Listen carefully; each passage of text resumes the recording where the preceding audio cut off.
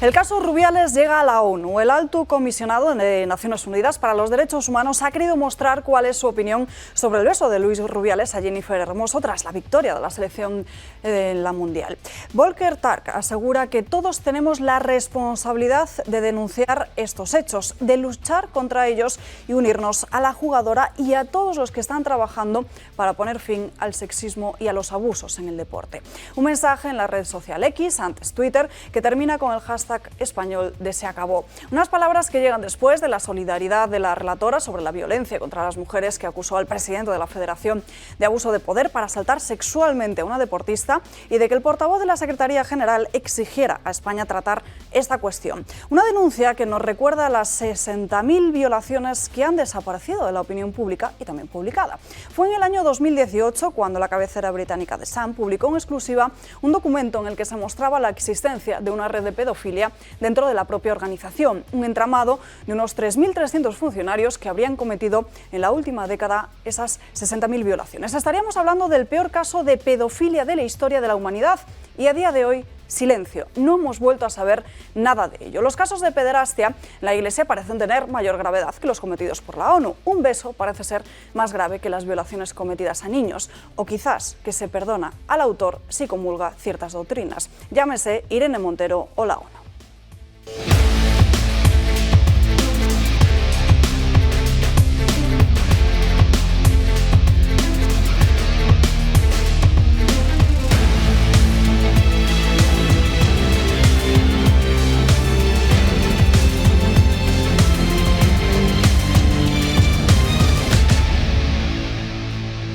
Ya lo ven, este asunto sigue preocupando a los grandes medios de comunicación y también parece a una parte de la sociedad jaleada por la política, pero tenemos muchos más asuntos de los que hablar a lo largo de las próximas 2 horas. Así que, como siempre, quédense con nosotros para tratar esas cuestiones que no siempre ocupan el espacio que deberían. Saludamos a los invitados que nos acompañan. Josep María Francas, muy buenos días. Pues muy buenos días. Lo que más me alegra de todo lo que has dicho, que aplaudo como suele ser habitual, es lo de que tenemos muchos más asuntos que tratar. Porque el nene del caso Rubiales, Jennifer y su tía abuela está hasta el occipucio. Me explicaré porque hay gente que se me enfada cuando digo tacos. El occipucio no es un taco, es el agujero occipital. Con lo cual, que nadie se enfade, porque es una palabra bonita y chocante. Fatal, ¿eh? Suena fatal, por eso la uso, pero es el agujero occipital, o sea, donde entra la columna vertebral, ¿verdad? No es un taco. Entonces, hasta ahí, que entre en la ONU ya es de risa. Y sí que entiendo, tú que debes ser capaz de escribir, yo ya no me gusta, o no me atrevo a escribir largo, pero el día que un personaje escriba un libro sobre lo que ha pasado, tendremos un caso de lo que no debería pasar en un mundo normal y pasa continuamente. Con toda esa historia, desde que empieza hasta que acabe, que no sé cómo acabará. A mí me preocupan muchas otras cosas, más que esta, la verdad, y ayer salía un tema que salió de refilón, que no sé si saldrá después, que era el tema del fraude, entre comillas, fraude de ley de los diputados y senadores que sin tener grupo propio van a tener grupo propio. Bueno, evidentemente me parece que sí que se puede catalogar de fraude de ley, pero nadie en el PP ni en el PSOE se pueden escandalizar por eso, porque es una costumbre que lleva años y años con sus matices, ¿eh? O sea, no es exactamente lo que han hecho ahora, pero con sus matices lo llevan usando de moneda de cambio sin ningún problema siempre, con lo cual yo creo que lo mejor es estar calladitos y si quieren arreglarlo lo tienen muy fácil, porque es aplicar el reglamento que los mismos han votado y que no son capaces de cambiar. Si lo quieren cambiar, que lo cambien. Lo que es triste es que, claro, nosotros no podemos cambiar el reglamento de las cosas, pero un señor que lo puede cambiar no se puede quejar y saltarse el reglamento que no tiene el occipucio de cambiar. Mariano Calleja, ¿qué tal? Muy buenos días. Tú sigues escribiendo. Yo sigo escribiendo y a mí toda esta polémica de Rubiales y el beso a la futbolista y todo esto me pilló de vacaciones.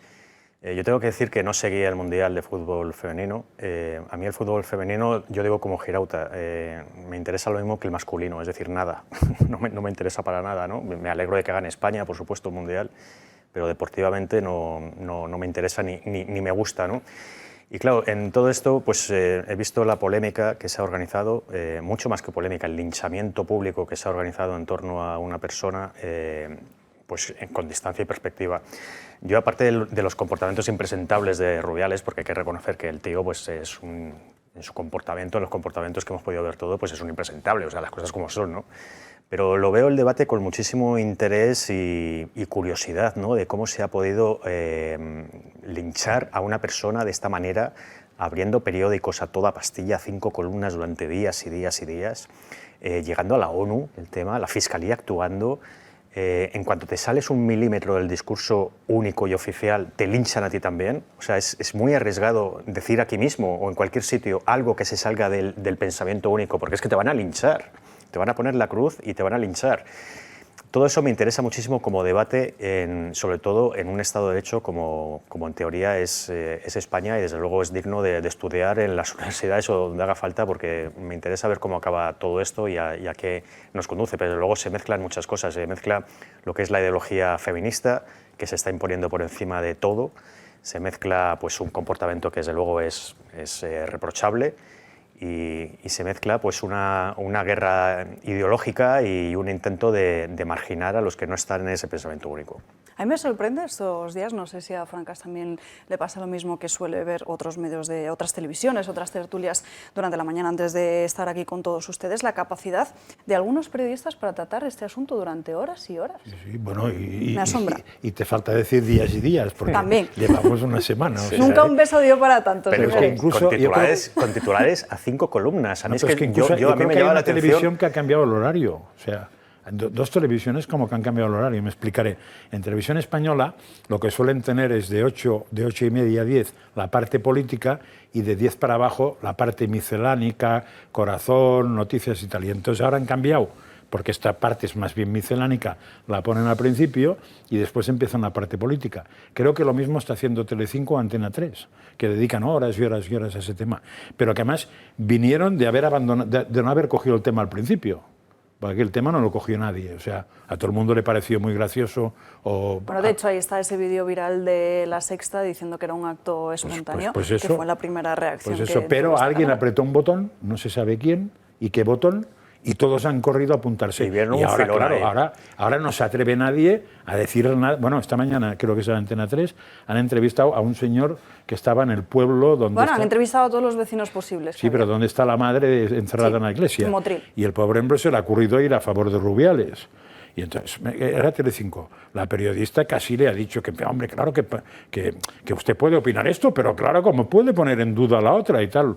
Unas cosas que dice... se ha medio aconejado el hombre, pero ha aguantado y ha resistido y ha dicho, no me han pedido mi opinión, pues aquí la tienen. Exacto. O sea, Enrique Calvet, muy buenos días, ¿qué tal estás? Buenos días, encantado de volver en tan buena compañía, incluyo al señor Fuster, por supuesto, y encantado de volver a dar la lata a nuestros telepacientes. Por recoger algo, yo creo que es la única vez, si se me permite, que voy a hablar de esto, del pico o de lo que fuera. Como yo escribí el propio martes, después de que ganara España, que tenía que dimitir, no me veo en ninguna necesidad de... En aquel martes todavía nadie había dicho nada. Hombre, Iceta, creo que había dicho algo Iceta. Pero bueno, yo a punto estaba. Como lo escribí, no tengo la mala conciencia de hacerlo ahora porque tenga que pronunciarme. Y lo que a los que querrían obligarme a pronunciarme, no les va a gustar lo siguiente que voy a decir. Rubiales, porque llamarle señor, la verdad, comete 2 errores y para mí igual, por lo menos igual de impresentables y de graves como para que tenga que presentar la dimisión en ese mismo momento. Uno, sin duda, es tomarse la osadía. Imagínese que fuera su novio, o que pensara el novio o la novia de la señora Jennifer o que fuera la hija de alguien, etc. Esto es absolutamente intolerable, es un avasallamiento, sin duda. Pero tan intolerable es que un alto mandatario que representa a España en un palco de honor se toque los genitales a 2 metros de la reina de España y a 1 metro de una niña, aunque sea infanta. Con eso ya bastaba para dimitir inmediatamente. Y de eso no se ha recogido nada. Y yo dije que tenía que dimitir, pero particular por ese gesto. Esto por decir algo que yo creo que ayer no se dijo aquí. Es una vergüenza que no se destaque esa razón fundamental, porque lo único que está en juego es que él dimita de un puesto de relevancia donde representa a España e influye en la marca España. No hay, que yo sepa hasta ahora, denuncia penal, etc. La pobre señora esta Jenny, que tampoco fue muy educada, ni mostró mucha clase en sus declaraciones, ni con sus gestos en el campo, pero creo que ahora le están embargando un poco la vida, la quieren forzar a presentar ella una... Entonces, eso es la segunda cosa que digo, y ya me quedan pocas, es decir, a mí me resulta vomitivo que llamen a esto agresión sexual por lo que supone de falta de respeto al dolor y a la realidad de las personas que realmente han sufrido agresión sexual y a sus familiares. Vamos, por el amor de Dios, es no saber lo que es una agresión sexual, ¿eh? Pero Calvet, una cosa te quería comentar. ¿Tú no crees que el debate va mucho más allá de lo que estás diciendo? Estoy llegando. Es decir, porque... Estoy llegando. Esos son unos hechos que no se corresponden con el impacto internacional que ha tenido todo esto. Estoy llegando. Tercer punto que digo, lo de la madre. A mí no me gusta que sufra nadie normal, nadie que no merece sufrirlo, y respeto su sufrimiento, pero debería plantearse también hasta qué punto la educación de semejante bípedo parlante es un fracaso, Porque, vamos, mi madre sufriría mucho más de verme hacer lo que ha hecho el tal, vamos, a sus 100 años probablemente no me daría un bofetón, pero desde luego hace unos pocos sin duda.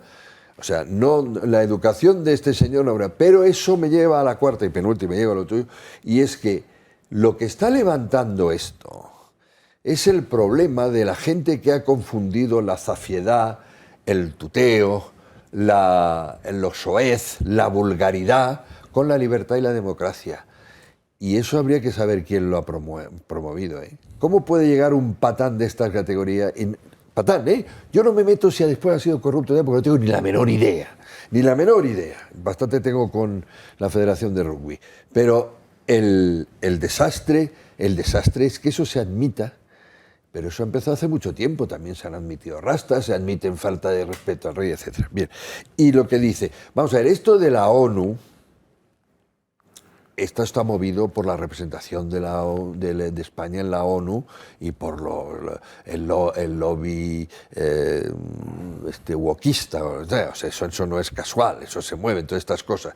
¿Por qué? Porque ha llegado un momento en que, en efecto, de este río revuelto, han decidido hacer politiquería, o si quiere, mella política, unos partidos en España, y utilizan hasta su red internacional, por supuesto, para demostrar, etcétera, porque están en juego dos cosas, además del nivel de educación y democracia en España, que son la pelea entre Sumar y PSOE, y Río Revuelto, Ganancia de Pescadores, la división y la pelea que hay dentro de la propia Federación Española de Fútbol, que está dividida y tiene muchos enemigos.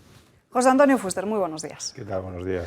Pues la verdad es que estoy triste de estar de acuerdo con don Enrique Calvet. O sea, para mí es uno de esos dolores esenciales de mi vida. Empezamos mal, don Enrique, empezamos mal. Estoy completamente de acuerdo con él. Y hay otro, pero no es un pero, Digo, hay otro apunte. Sí, claro. Que hay muchísimos, ¿no? Pero en este caso a mí me asombra cómo es posible que ese botón que dice Francás que alguien apretó ha conseguido forzar el cambio de parecer de una persona como la futbolista Jennifer Hermoso. Porque todos vimos que después de la celebración, pues en el vestuario ya se lo tomaba risas, se tomaba broma. Es más, se veía claramente, luego se ve en el vídeo, que Rubiales le pide permiso. Ella reconoce que lo consintió, que dijo, pues vale. Bueno, pues vale. Y luego añadió que no le había gustado. Pero bueno, el consentimiento es evidente, está claro. Es muy importante que, más allá de las retóricas y las tonterías feministas o woke, vayamos de verdad a lo que es el derecho penal. El derecho penal en España es finalista. Es decir, la intención, siempre ha sido así. Los jueces, cuando tienen que juzgar un comportamiento delictivo, lo que ven es, cuál era la intención de esta persona. Pero si la intención de una persona es, dice, si alguien apuñala a alguien en el muslo, no es lo mismo que apuñalar en el tórax. En el tórax es, pues hay una finalidad, hay una intención de provocar el mayor daño posible, incluso la muerte. En el muslo es, pues, pinchar a una persona o causarle una herida que le incapacite. Ese es el derecho penal, funciona así. ¿Tenemos nosotros la idea, o alguien tiene la idea de que Rubiales, con ese beso, atenta contra la libertad sexual de Jennifer Hermoso? Es evidente que no. No quiere hacer nada de eso. Lo que quiere hacer, pues, es una demostración de lo que perfectamente ha descrito Enrique, pues de la patanería. Es un patán. Patanería, una falta de respeto, falta de respeto. Sí, cierto avasallamiento, pero eso es una multa. Pensó que a una jugadora que había fallado un penalti en una final, él la iba a recompensar con lo más preciado que podía recibir esa persona en ese momento, que era un beso suyo. Pidió permiso, es verdad, pero eso simplemente es un patán, no es nada más. No quería coartar la libertad ni vulnerar la libertad sexual de Jennifer Hermoso, que aparte que, por supuesto, no tenía ni la más mínima posibilidad, por muy rijoso que sea el señor Rubiales, pues no tenía la más mínima posibilidad de hacer nada. Entonces, a mí lo que me interesa de verdad es cómo fuerzan unas cuantas y unos cuantos, fuerzan un cambio en el discurso de Jennifer Hermoso. Esa es la parte que a mí más me interesa. Es decir, ya no, qué malos tiempos, y aquí estamos 4 hombres, creo, y una mujer, espero. Qué malos tiempos para ser mujer, qué malos tiempos para que una mujer decida libremente qué es lo que ella piensa. Por completarle, y lo hacen a través de un sindicato que es un instrumento activista en manos del embrismo, lo hacen a través de un sindicato porque ella, pues no te preocupes que nosotros la montamos. Tenemos muchos asuntos de los que hablar, como decimos en esta mañana de hoy, pero antes, como es evidentemente actualidad, tenemos que contarles lo que pasa con todo este asunto de Rubiales. La última hora es que la Comisión de Presidentes de Federaciones Autonómicas y Territoriales de la Federación ha emitido este comunicado que están viendo en sus pantallas, donde exigen a Rubiales que presente su dimisión de manera inmediata como presidente de este organismo después de ese famoso beso. Dicen, después de los últimos acontecimientos y los inaceptables comportamientos que han dañado con gravedad la imagen del fútbol, los presidentes solicitan que de manera inmediata Luis Rubiales presente su dimisión como presidente de la Federación. Esto se publica horas después de que en la Puerta del Sol centenares de mujeres se manifiesten en esta céntrica plaza madrileña, capitaneadas además por Yolanda Díaz, Irene Montero o Ángela Rodríguez Pam.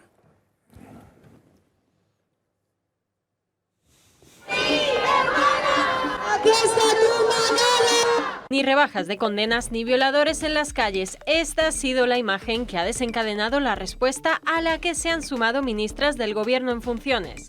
El lema del rechazo al pico, se acabó. Hemos visto lo peor del machismo estructural en nuestro país cuando vimos al señor Rubiales y a las gentes que le acompañaban aplaudiéndole. Que se acabó, que dimita el señor Rubiales y que la Federación asuma un rol donde la igualdad esté dentro como un valor. Tampoco faltó a la cita la promotora del solo sí es sí, pero lejos de Yolanda Díaz. Jenny, no estás sola, solo sí es sí. Lo que no puede nadie, lo puede el movimiento feminista, lo mejor de este país. En una tercera bancada, junto con Reyes Maroto, la ministra de Educación, en persona. Es una concentración de apoyo a Jenny Hermoso, pero también, por supuesto, a todas las mujeres de la selección. Y también por tuit. Se acabó, sin pasos atrás. Con Jenny Hermoso, con las jugadoras de la selección, las deportistas y todas las mujeres.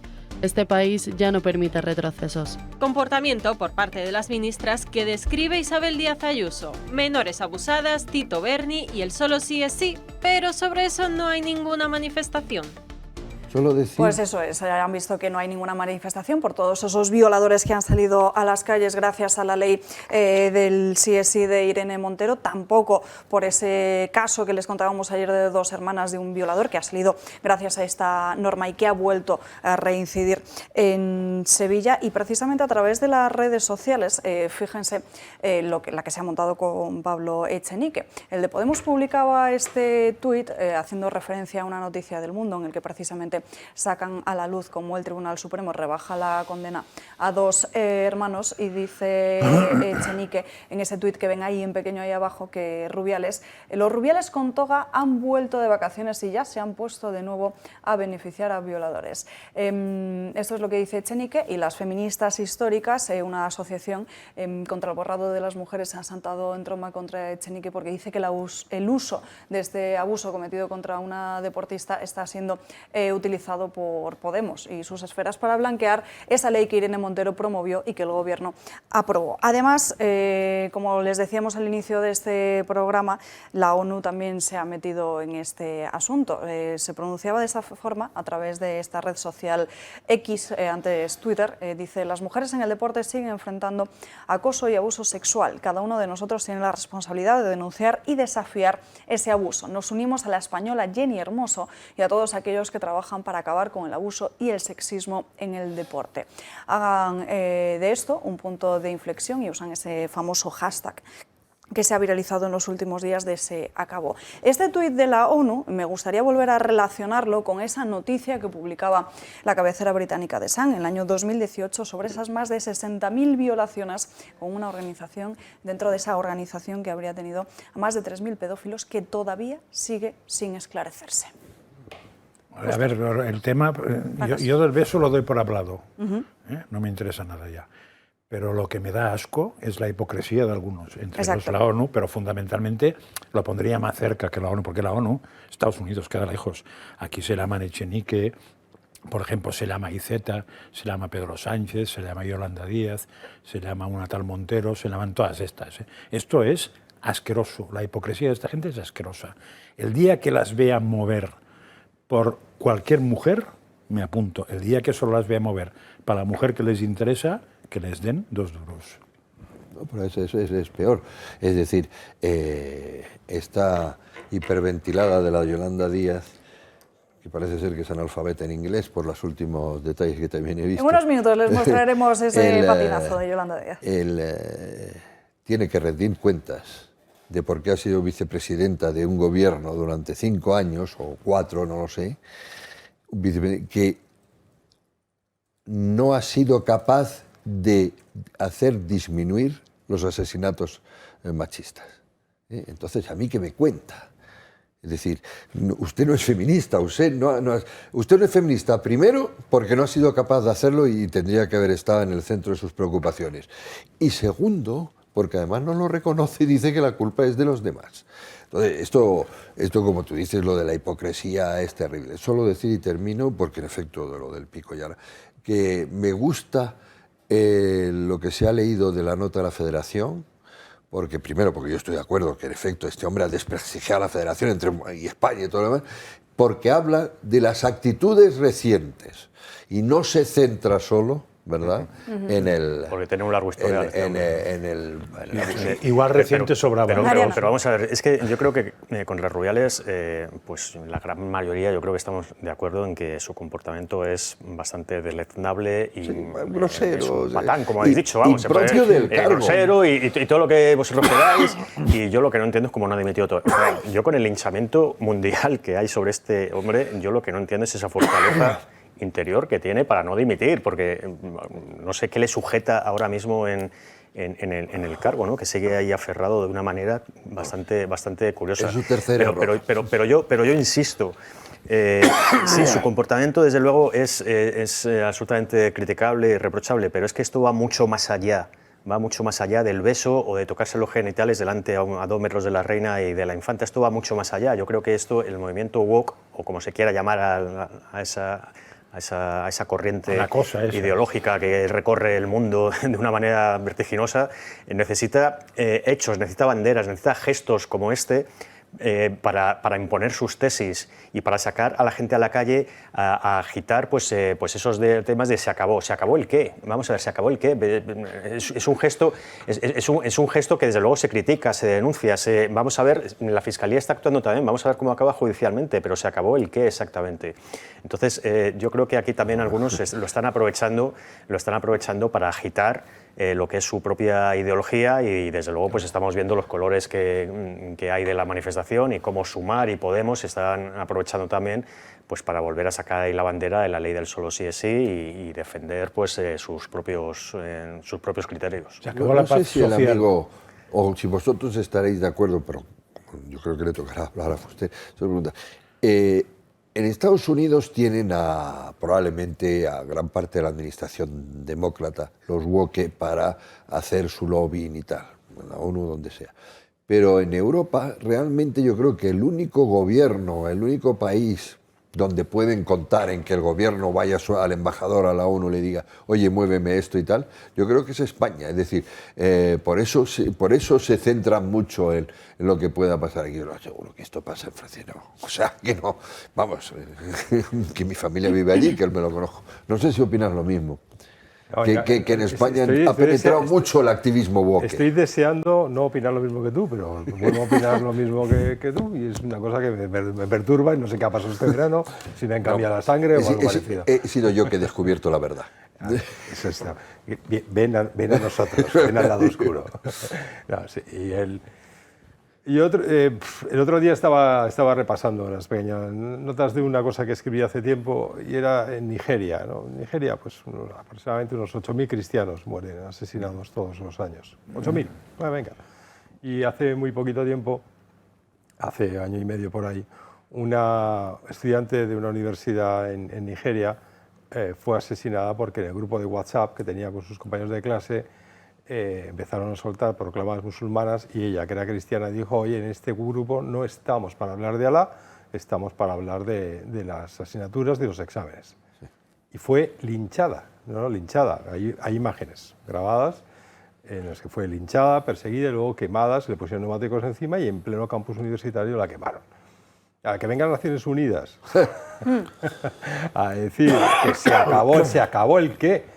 Bueno, pero bueno, ya sabe, también conocemos cómo es Naciones Unidas. Y es verdad que nuestros embajadores allí son así de terribles. Pero solamente quiero recordar una pequeña cuestión, anécdota personal, que es que el embajador de Ecuador en Naciones Unidas, en la asamblea, hizo una proclamación de que yo en persona, yo mismo, yo era una persona non grata porque había hecho un chiste sobre ecuatorianos. En la Asamblea de Naciones Unidas, era en esta casa.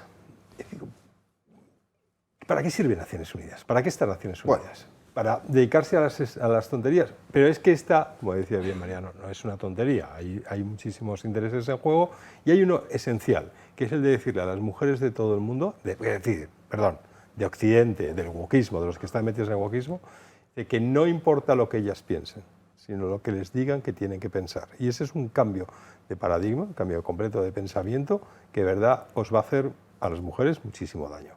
Totalmente de acuerdo. Bueno, vamos a dejar este asunto aquí porque, como decís, hay cosas muchísimo más graves. Me gustaría recordar una cuestión que señalaba ayer en esta misma mesa Mario Garcés, que decía que en España se produce cada hora 2 mutilaciones genitales femeninas. Y fíjese, no hablamos de esto.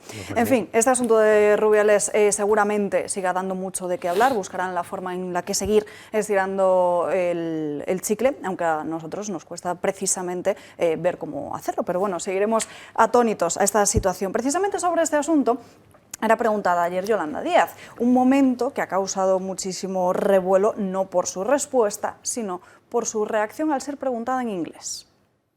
Yeah. Can I ask first a question to the Minister? I'm going to ask in English, if you want to respond in English or Spanish. Has this incident exposed something wider about Spanish society and the treatment of women than just what's going on in football?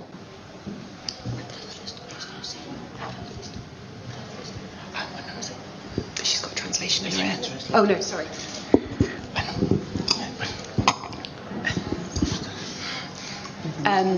Does anyone in Spanish, can anyone translate that? No, can you repeat the question? Has this exposed a greater problem than just Spanish football? Has this exposed something greater than just what's going on in Spanish football? Has it exposed a greater problem in Spanish society? Lo sucedido en... Si lo sucedido en lo que ha ocurrido explica la sociedad española. Es para la ministra la pregunta. I don't know if that makes sense for the minister. No, en absoluto. En absoluto no. La sociedad española es una sociedad profundamente feminista. Bueno, Yolanda Díaz no sabe hablar en inglés. Recordarán todos ustedes cómo Pedro Sánchez parecía burlarse en más de una ocasión de Alberto Núñez Feijóo, porque tampoco conocer precisamente esta lengua, pero llama mucho la atención como cuando empieza a ser preguntada por la periodista, Yolanda Díaz parece que está escribiendo, parece como que da a entender que entiende precisamente esa pregunta, pero parece que no, que necesita traducción. Bueno, se ha desatado una oleada de memes a través de las redes sociales por ponerles una sonrisa en la mañana de hoy, que van a ir viendo en sus pantallas porque causan, bueno, pues eso, como decimos, cierta gracia. Yolanda Díaz, nivel de inglés alto, ¿cómo se dice perro? Dog, y veterinario, doctor. Van a seguir viendo más memes que han circulado por las redes sociales. Yolanda, ¿cómo se dice vestido en inglés? Chanel y bolso Louis V, en referencia a Louis Vuitton y a esas marcas que parece que muchas veces se intenta imitar con sus estilismos diarios. Yolanda, ahora una pregunta en inglés, Yolanda, y bueno, esa es una imagen, un GIF que se dice que empieza a correr huyendo. No sé si tenemos más memes por ahí, exacto. Yolanda Díaz sabe el mismo inglés que yo de chino mandarín. Mariano. A ver, yo dos cosas. Lo primero, creo que el nivel de inglés en general entre los políticos en España es perfectamente mejorable. Es verdad que tenemos un presidente de gobierno en funciones que sabe inglés, el anterior jefe de la oposición también sabía inglés, Pablo Casado, el actual candidato a la presidencia, que es Alberto Núñez Feijóo, pues está en ello. Tiene los cursos pendientes. Está en ello todavía. Pero estamos viendo que la vicepresidenta pues evidentemente no lo controla. Pero yo voy a salir en este caso en defensa parcialmente de Yolanda Díaz. Es decir, ¿esta rueda de prensa dónde fue? ¿Fue en la sede de la vicepresidencia? En cualquier caso fue en España. Es decir, ¿por qué tiene que preguntar una periodista en inglés? O sea, aquí las preguntas a la vicepresidenta del gobierno se le hacen en español. Y eso, si no lo saben los periodistas extranjeros, los corresponsales, que se les diga antes, porque los equipos de prensa sí que saben que entre los periodistas hay corresponsales, pues se advierte si es necesario. Pero en España, en las ruedas de prensa, a los miembros del Gobierno de España las preguntas se hacen en español, no en inglés, en español. Por lo tanto, la vicepresidenta no tiene ninguna obligación, no ya de saber inglés, sino de contestar en inglés. Y en todo caso, ahí es un error muy grave de sus asesores.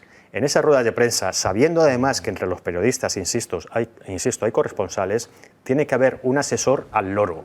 Por si alguno, porque no es la primera vez que pasa, pregunta en inglés. Para que ese asesor, lo primero, o corte la pregunta y diga, no, aquí solamente se admiten preguntas en español porque estamos en España, o bien lo traduzca inmediatamente. Pero es que igual tienen unos asesores que están igual de preparados que ellos. Pues claro, es un error. Es un error, pero lo que no puede ser es que los asesores dejen que Yolanda Díaz haga el ridículo, como lo hizo con ese minuto. Hace el ridículo con ese minuto. Perdón, creo que ella quiere, porque al final yo veo esas imágenes, entiendo perfectamente que no pueda saber inglés, en fin, cada uno pensará lo que quiera, pero la falta de naturalidad también para poder reaccionar. Exacto. No hagas que estás apuntando como si has entendido la pregunta. Es que ella misma, cuando el periodista le dice, pregunto en inglés, dice que pregunte en inglés. Claro. O sea, ella misma, a mí la duda que tengo de esas imágenes no es si sabe inglés, sino si sabe hablar, porque está casi un minuto callada, no acabo de entender, entonces veo que sí que sabe hablar después.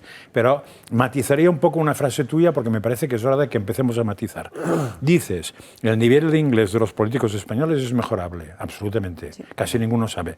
Pero el nivel de castellano o español de los políticos ingleses es infinitamente mejorable. Sí. Y sería bueno que fueran aprendiendo, porque me parece que ya habla más gente el español que el inglés. Y el Con lo nivel cual sería bueno decir, o hablan ustedes español o les va a contestar una tía suya. Y el nivel de los políticos catalanes, de algunos con el español, también deja mucho que desear, que así lo hemos visto en el Congreso de los Diputados en muchas ocasiones. Pero también es cierto que hay, y con esto ya cerramos este asunto, como una actitud que yo creo que se repite muchas veces por parte de los políticos, que se piensan que los periodistas solo vamos a sacar el trocito de la declaración del titular que ha dicho de 20 segundos y que eso al final está quedando de manifiesto que es algo que ha quedado atrás. Incluso Yolanda Díaz también protagonizaba con la polémica de la ley del sí es sí, también otras declaraciones donde se le preguntaba por esas diferencias que tenía con Irene Montero y ella no quería responder y simplemente decía una frase. Y al final los periodistas RQR pues insistían en la pregunta. Pues no, ya ven ustedes que al final hay que mirar más allá de los 20 segundos que vemos muchas veces. Pero es que parece mentira, porque ahora en la era del TikTok, esto, vamos, en TikTok cabe perfectamente ese minuto.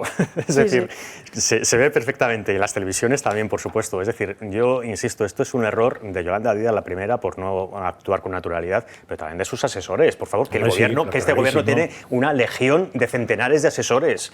Es que no lo pueden permitir que una vicepresidenta del Gobierno de España se quede en evidencia como quedó en esta rueda de prensa.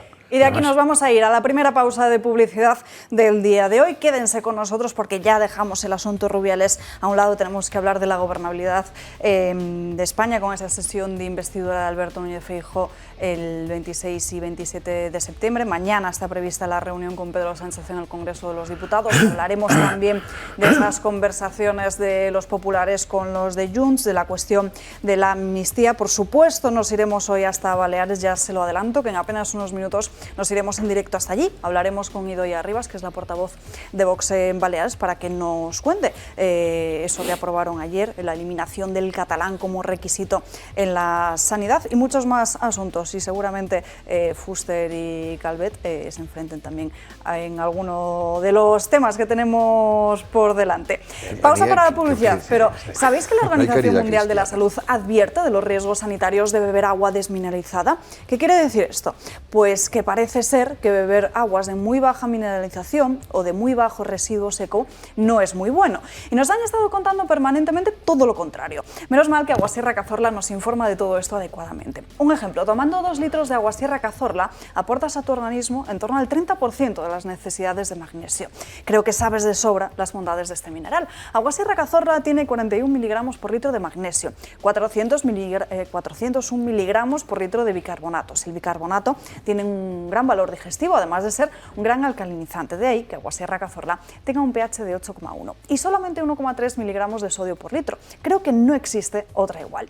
¿Sabes que elaboran con la base de esta misma agua refrescos de naranja y limón sin azúcar y sin gas? Sin duda los más saludables para la familia, y también la bebida isotónica Evo 2 con muy poco azúcar, la idónea para los deportistas profesionales. Así que ya sabes qué agua beber. Aguasierra Cazorla, no lo dudes.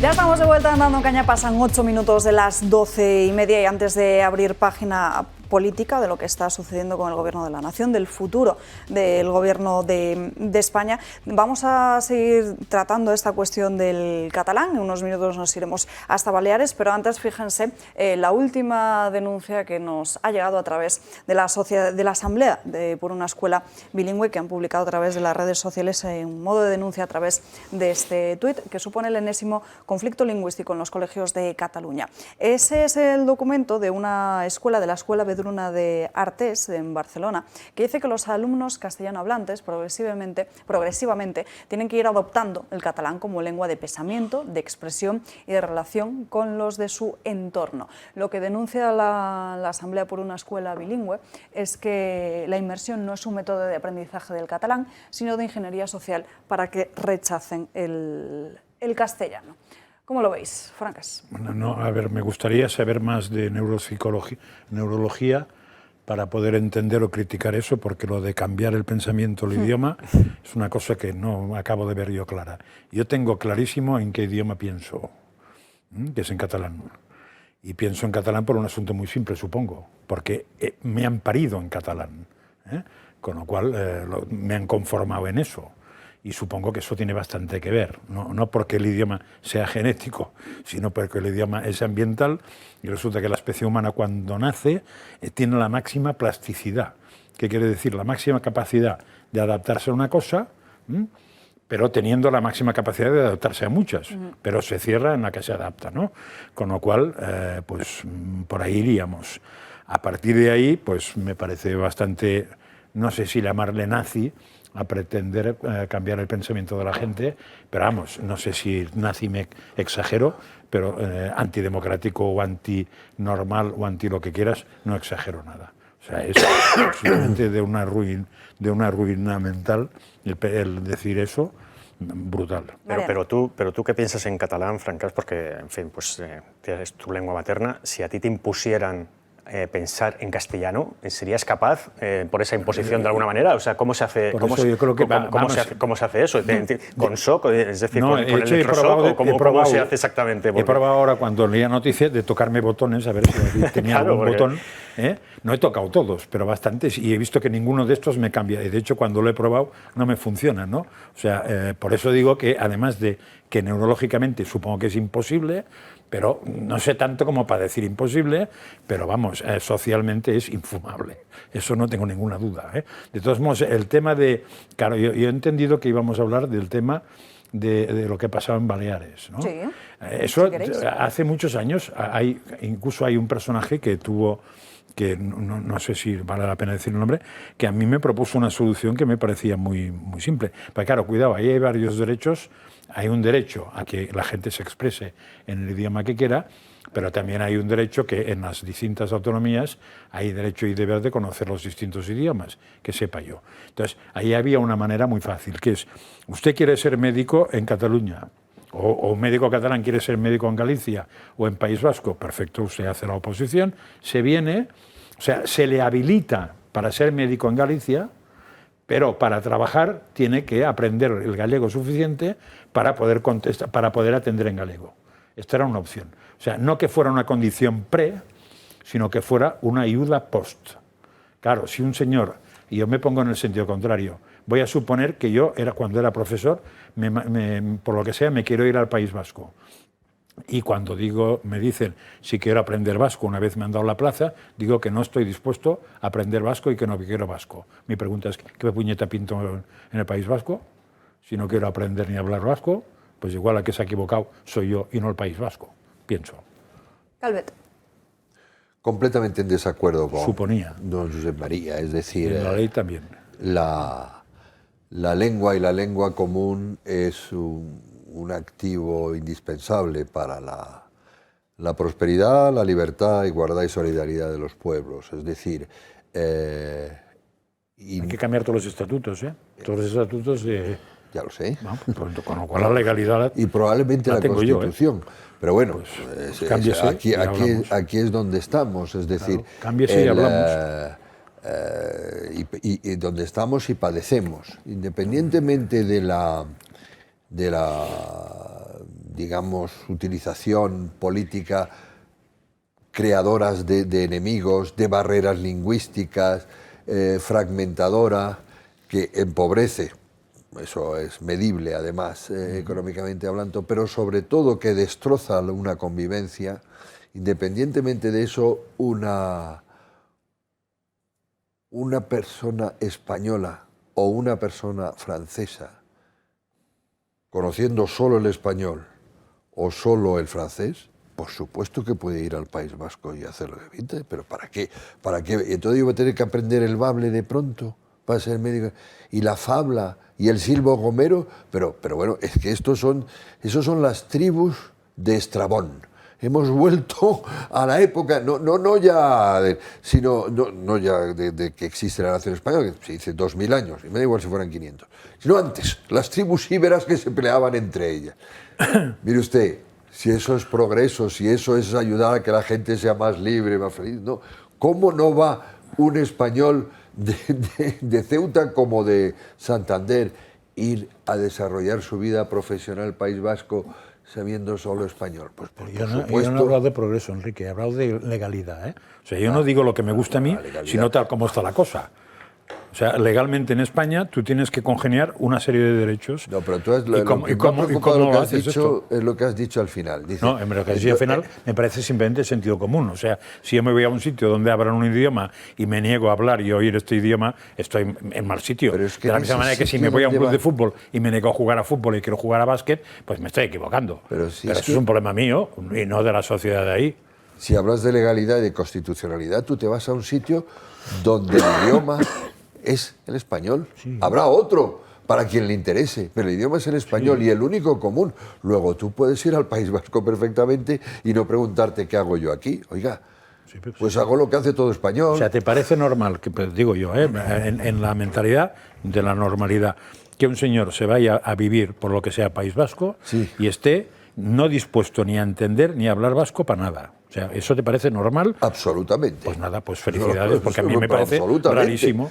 A mí me parece rarísimo. Y lo mismo si va a Biarritz, o a Bayona. Como estoy hablando de otro país, me parece más raro todavía. A ver, yo creo que la Constitución en su artículo 3 es bastante clara en el asunto de las lenguas. Otra cosa es que luego no se aplique el sentido común, pues por ejemplo en el Congreso de los Diputados, con lo que quieren hacer en el Congreso de los Diputados, de convertir en cooficiales a las lenguas que se hablan aparte del español, que se hablan en las comunidades autónomas, que eso ya es salirse del sentido común, es salirse de las reglas normales y es salirse de lo que es el entendimiento de los diputados, que debería ser la norma básica de un Parlamento. Pero lo que dice la Constitución es que la lengua española es la oficial en todo el castellano y todos los españoles tenemos el derecho y el deber de conocerla y usarla, y luego el resto de lenguas son también oficiales, cooficiales en cada territorio, en cada comunidad. Es decir, si tú vas al País Vasco, la lengua oficial es el castellano, pero también es el euskera. O sea, que yo puedo usar el vasco en el País Vasco si soy vasco o que quiero usarlo. Yo creo que si tú te instalas en una comunidad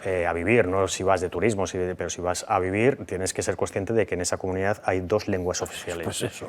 Entonces, hombre, pues eres libre de aprender o no aprender. Es como si viene aquí un alemán, se instala en Madrid y se niega a aprender español. Bueno, pues allá él. Es decir, el euskera... En el País Vasco ahora mismo creo que estaba, la última vez que lo miré, daba 16 puntos para unas oposiciones, porque lógicamente si quieres ser médico o enfermera en el País Vasco tienes que hacer unas oposiciones, no hay problema, te pueden contratar durante un tiempo, pero luego eso no tiene sentido común eso. Entonces son 16 puntos, que es lo mismo que tener 15 años de experiencia. Ese es el absurdo, pero el absurdo llega un paso más allá cuando tú sabes que en el País Vasco, concentrarnos en el País Vasco, el tipo que va hablando euskera a un hospital es recibido en la administración con un tipo que sabe euskera.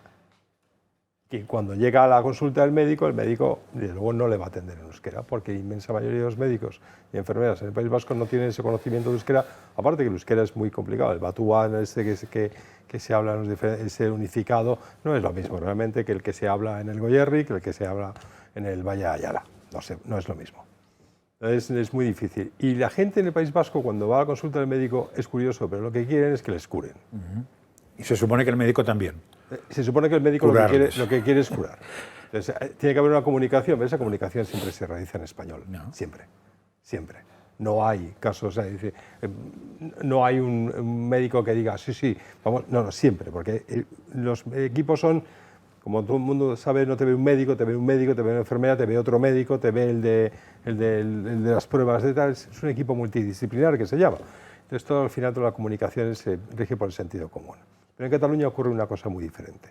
En Cataluña, la Generalitat de Cataluña lo que ha tratado de crear es un cuerpo nacional de médicos. Hay una diferencia. Lo que quieren hacer es que esos médicos estén obligados a hablar en catalán, para que nadie... Creo que solo hizo Baleares y Cataluña no, ¿eh? No. A mí no, y tengo muchos familiares médicos y no han tenido que certificar ningún título de catalán. Sí, tienen que certificar. Acuérdate del escándalo de la... ¿En Cataluña? Bueno, acuérdate del escándalo de la enfermera aquella que hizo el vídeo viral en TikTok, en el que decía, si yo quiero opositar, es decir, yo tengo... nuevos. Pero los que están con un contrato prorrogado, como muchos médicos y enfermeras, en una situación de inestabilidad, que no es de recibo, y las personas que quieren optar una plaza fija para estar ahí, cobrar más y estar en condiciones y tener una seguridad, pues tienen que aprobar un curso de catalán, tienen que demostrar que saben catalán. No me suena en la sanidad eso. Me suena en la educación. ¿Te suena porque me afectó a mí en la educación. ¿Te suena el vídeo de aquella enfermera que dijo, me estás diciendo, oye, que tengo que aprender catalán, que yo no quiero aprender catalán?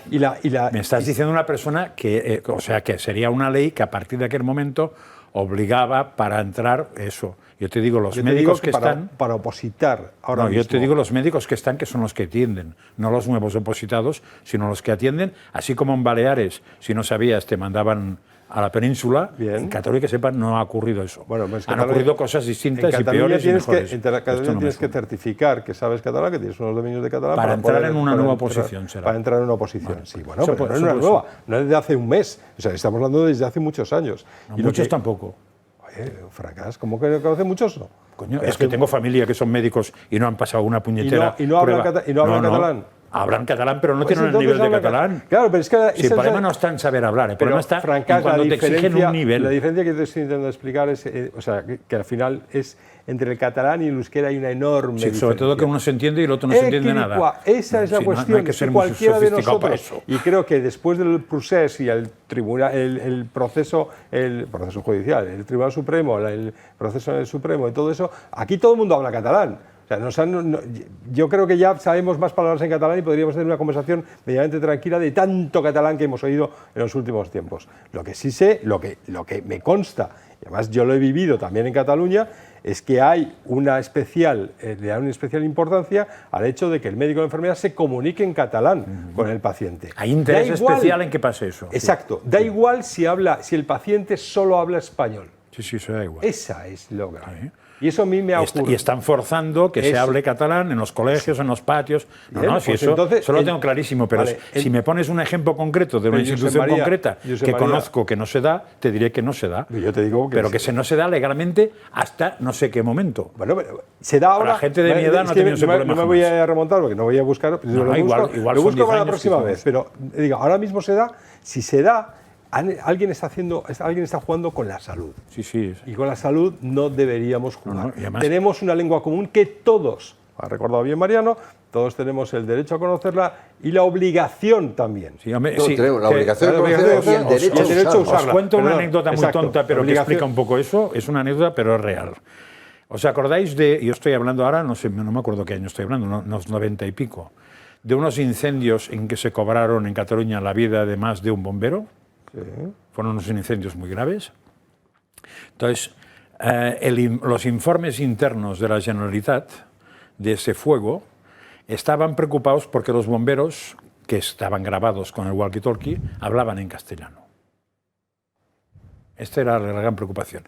En aquel momento el que mandaba en la Generalitat no eran los de Esquerra, era Jordi Pujol y no precisamente su última legislatura.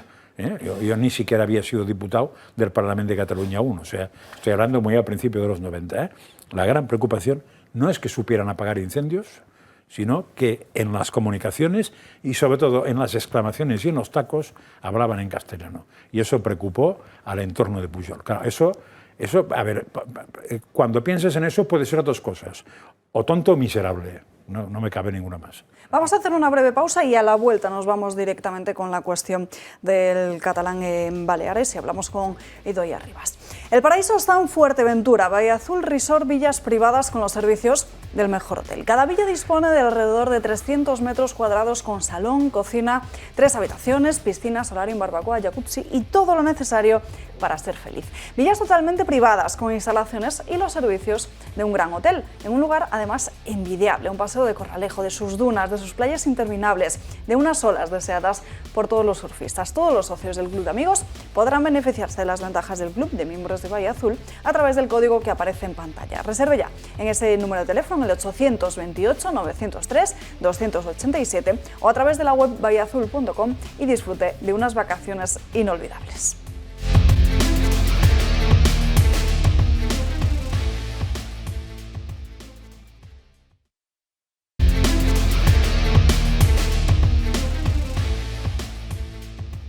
Hablamos con Idoia Ribas, portavoz de Vox en el Parlamento de las Islas Baleares. Muy buenas tardes. No sé si Idoia nos escucha. No parece. Sí, parece que hemos tenido un problema hablarle con... en catalán, a ver si... Vamos a intentar recuperar esa conexión con Idoia Ribas en los próximos minutos, pero como decimos, el cambio de gobierno de Partido Popular con ese acuerdo con Vox. Ya tenemos conexión con Idoia. Idoia, muy buenas tardes. No sé si nos escuchas. Buenas tardes. ¿Qué tal? Bueno, como hemos visto, el cambio de políticas ya se nota en Baleares, pero nos gustaría que nos explicara un poco qué es lo que ha pasado, porque no se va a exigir el catalán, pero va a seguir siendo una cuestión de mérito para los sanitarios. Sí, efectivamente. Nosotros teníamos muy claro desde la constitución de Vox en Baleares que las imposiciones lingüísticas no son nada bueno para los ciudadanos de Baleares. Además, en la sociedad balear existe un consenso generalizado en que primero es la salud antes que la... No tenemos esa conexión No, del primero es el todo micrófono, estable, compañeros. Vamos a Tendremos intentar ese problema todo el rato, recuperarla en con la cuanto lanza, podamos porque se hablar corta tranquilamente con Idoia Rivas. Y en unos minutos volvemos con ella. Francas, ¿cómo? No será fácil esa conexión, porque se paraliza la imagen. Nada, pero yo ya explicaba antes la solución, que es con la legalidad vigente. O sea, que un país normal tuviera otras, me parece muy bien, y ahí le daría razón a Enrique, en un país normal. Pero en el país que tenemos, que es bastante poco normal, pues hay que buscar una solución distinta. Entonces, la solución no está, y lo que decía también él, no está en que te supongan la oposición unos puntos sean por saber el idioma. La solución está en que tengas puntos por saber la materia, por ser un buen médico, por haber practicado, por tener un doctorado, por haber estado tantos años, por tantas cosas. Eso sí. Y entonces, eso, si ganas la oposición, te habilita para ser médico en la zona de España que te dé la gana. Otra cosa distinta es, entonces, que es lo que han hecho en Baleares, creo yo, que es al ejercer, a usted le ponemos los medios para que pueda atender en el idioma propio, el idioma oficial de esta autonomía o región. Eso es una cosa distinta. O sea, no es una condición el idioma, que es una locura, porque la condición es que sepas de lo que vas a hacer, no que sepas explicar un idioma, pero es muy conveniente después que sepas el idioma. Eso me parece Todos sabemos el idioma, José María, todos sabemos el idioma. El idioma es el español y lo conocemos todos. Vale, pues ya está. Y lo conocemos... si solo hay uno, no hay ningún problema. Si lo conocemos, estamos en la Edad Media, seguramente. Sí, ya lo está, conocemos también, todos ¿no? los españoles Vale, tenemos que ya está. la obligación. Si lo resuelves así la legalidad española... No, claro que lo resuelves de esa manera. Está, porque uno va al médico y dices, oye, tengo un dolor agudo en el hígado, y no va pensando, oh Dios mío, mis derechos lingüísticos van a verse conculcados por un tipo que no me va a hablar en el idioma que yo quiero. No, tenemos un idioma que todos conocemos, dejemos a la gente que pueda estar en el idioma que le dé la gana. Cambiemos las leyes, ¿quieres decir? Sí, claro. Pues entonces no me hagas novelas. Pero novelas. Me estás hablando de una novela de una España que no existe. ¿Yo qué quieres que te diga? Yo te digo la España que existe. O sea, no estoy hablando de lo que habría que hacer en la España que me monte yo. Estoy hablando de lo que habría que hacer en la España que hay. Pero que no gusta, pero cambias, una cosa, vamos a ver, en la España actual es verdad que se reconoce que la lengua oficial de toda España es el castellano, y como hemos repetido aquí, existe el deber de conocerla, el derecho de usarla. Las lenguas autonómicas son cooficiales, pero en la Constitución, que digamos que es la ley de leyes o la ley de origen de todas las demás leyes, no dice que exista ni el deber de usarlas, no. Ni el derecho, ni el deber de conocerlas ni el derecho de usarlas. Ya, pero los estatutos igual sí. Pero es que a lo mejor los estatutos lo que tienen que mirar es la solución. Tú hablabas de la solución. Pues ¿cuál es la solución? La solución es buscar lo que es mejor para los ciudadanos, no pues para que los políticos. Miren, que cambien los estatutos, yo no me pues, niego. Pues que cambien los estatutos o que cambien lo que sea. Yo aunque hablo habitualmente en castellano, pero al final el objetivo tiene que ser lo que sea mejor para los ciudadanos. Pero con ese criterio hay que cambiar leyes en España, y te cuento, ¿eh? Sí. Constitución, estatuto...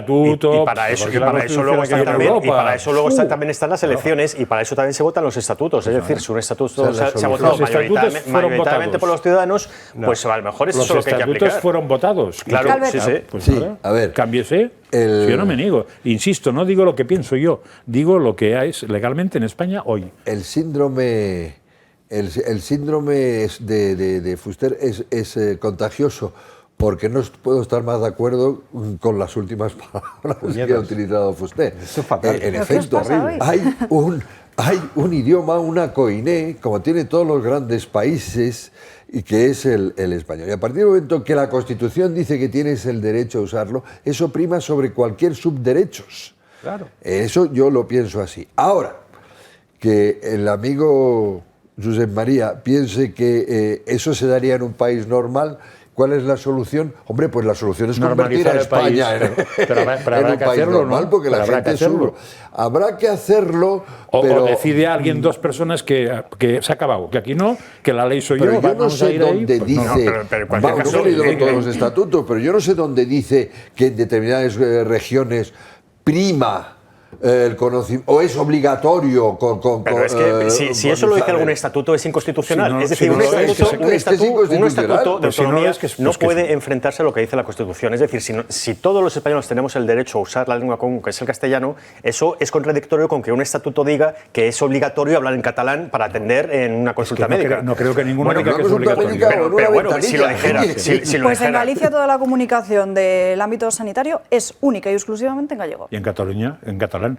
No creo que los estatutos digan que es obligatorio hablar en el idioma de ley. Lo que puede reproducir es lo de la Constitución, que todo el mundo tiene el derecho a usar, a ser atendido por la Administración en los dos idiomas de la autonomía. Creo que eso lo dicen casi todos los que tienen idioma. Entonces, si tú tienes derecho a ser atendido en ese idioma y vas al médico, hombre, con perdón, hay que ser un poco zoquete para decir, voy al médico que me duele el riñón y si no me entiende en euskera, mejoraré y saldré con el riñón tocado. Hay que ser un poco ceporro. Pero eso es un tema distinto. El tema es que si a mí me da el derecho, el estatuto de mi territorio, a que me atiendan en euskera, que no es mi caso, me da el derecho, si el otro señor no sabe euskera, tiene un problema que se puede subsanar por el sentido común.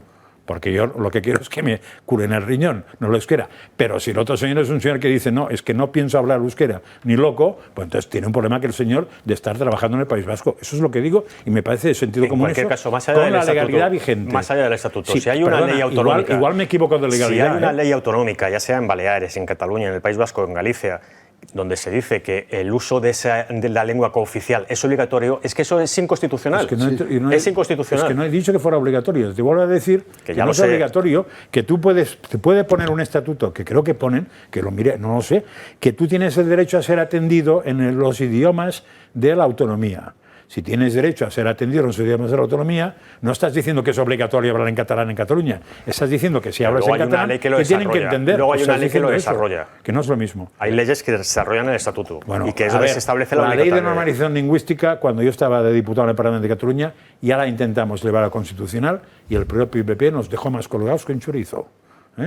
Y acabamos, los diputados del PP acabamos unos cuantos fuera, pocos años después, por una patadita, justo por eso. José María, veamos lo que han hecho en Baleares. Exactamente lo que han hecho ha sido quitar la obligatoriedad en las oposiciones. En las oposiciones. Sí, pues eso me parece bien. Vale, perfecto. Entonces podemos hacerlo. Hombre, es que lo que era muy chocante es lo contrario. Se puede hacer en cualquier lado. O sea, que valiera tanto saber catalán como saber operar es una locura. María, lo que pasa es que, vamos a ver, te voy a contar otra novela para que luego tú me... Si tú tienes un título, tu titulación de médico está reconocida, es una titulación nacional, nacional, que es pedida por el Ministerio con la firma de Rey, que te habilita para ejercer en cualquier lugar del territorio nacional. Si hay una comunidad que te dice usted no puede ejercer en esta comunidad porque no sabe una lengua, es evidente que tenemos otro momento de desigualdad entre los españoles. Sin ninguna duda. En cuanto un médico catalán quiere trabajar en Sevilla, no tiene ningún problema porque habla la lengua común. Porque todo el mundo habla la lengua común. Entonces, el problema que tenemos no es cambiar leyes. El problema que tenemos es cambiar los políticos que tenemos. Ya, pero has usado una palabra tramposa. Disculpadme que os interrumpa, pero hemos conseguido volver a conectar con Idoia Rivas. Creo que ahora nos puede escuchar perfectamente. Vamos a tratar de hablar tranquilamente con ella, a ver si aguanta la conexión. Bueno, le preguntaba antes por lo que se ha aprobado en Baleares y sobre esa diferencia de que no se exige el catalán, aunque sí va a seguir siendo una cuestión de mérito. Sí, efectivamente. Nosotros tenemos un acuerdo de investidura, como todos sabéis, con el Partido Popular, por el cual hemos podido cambiar el gobierno de esta comunidad autónoma, no solamente el gobierno, sino también las políticas, que es lo más importante. Y dentro de esos cambios se contempla que el catalán deje de ser un requisito para todos los funcionarios, para cualquier persona que quiera trabajar en la función pública, sea del sector que sea. Evidentemente, el más urgente ahora mismo, pensar que llevamos 2 meses con el nuevo gobierno, el más urgente es la salud pública, porque teníamos un problema de déficit de médicos y de sanitarios importantísimo aquí en Baleares. Hay gente en Ibiza con cáncer que no tiene oncólogo. Es que es muy grave la situación. Y esto evidentemente responde a diversos problemas. Uno es que aquí es más caro vivir, otro es la insularidad, problemas que vienen de herencia de los gobiernos anteriores, que nunca se han solucionado, pero es que además, para más INRI, la señora Armengol y sus socios separatistas y comunistas decidieron imponer el requisito del catalán a cualquier médico, a cualquier sanitario que quisiera venir a trabajar a las islas. Esto es un auténtico despropósito, era lo más urgente y se ha eliminado mediante un decreto de forma urgente para poder atender a la población como es debido. Evidentemente existe un consenso en Baleares de que lo primero es la salud, por encima de cualquier otra consideración. Y así se demostró en 2018 con una en 2018 con una manifestación masiva del movimiento Mos Movem, que era encabezado precisamente por una diputada que ahora está en el grupo Vox en el Parlamento de Baleares, Manuela Cañadas. También el sindicato médico hoy se ha manifestado diciendo que celebran esta medida, que la llevan reivindicando durante años. Por tanto, la inmensa mayoría de la población de Baleares es lo que quiere, no quiere imposiciones lingüísticas, huye de radicalismos y eso es lo que hemos venido a hacer nosotros, a cambiar las cosas. Evidentemente, el resto de sectores de la administración pública también irán paulatinamente eliminando este requisito. ¿Cuándo será? Bueno, pues eso es lo que vamos a acordar próximamente, Partido Popular y Vox, en la comisión de seguimiento de este pacto, de este acuerdo de investidura, que se va a reunir ahora en este mes de septiembre. Tenemos que calendarizar todas estas medidas, que son 110 puntos de acuerdo muy importantes para las islas, y poco a poco iremos viendo estos cambios que son efectivos, que son reales y que se han posibilitado gracias a Vox. Es decir, que cualquier ciudadano puede dirigirse a la administración pública en cualquiera de las dos lenguas oficiales y ser respondido en la lengua que desee.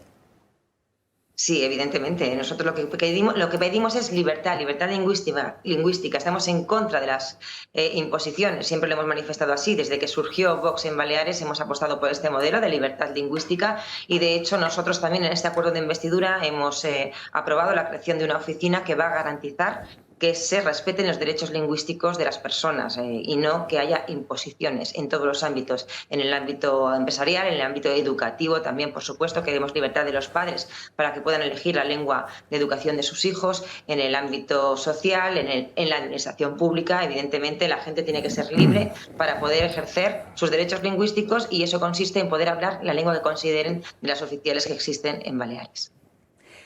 Ya que está siendo muy comentado el caso Rubiales, le pregunto por otra noticia que conocíamos a mitad de este mes de agosto. La justicia reabría esa causa contra el Partido Socialista de Armengol por esa explotación sexual de menores tuteladas. Sí, es una buena noticia que celebramos. Hay que recordar que este procedimiento judicial se inicia gracias a una denuncia presentada por Vox, primero en Fiscalía. Como la Fiscalía no actuaba, pues ya fuimos directamente a los juzgados y estamos convencidos de que esto va a llegar a buen término, vamos a llegar hasta el final y que todos los responsables de esta barbaridad, de esta pesadilla que están viviendo y que viven hoy todavía muchas niñas tuteladas en estas Islas Baleares, pues va a finalizar y los responsables van a pagar todas las consecuencias que les correspondan.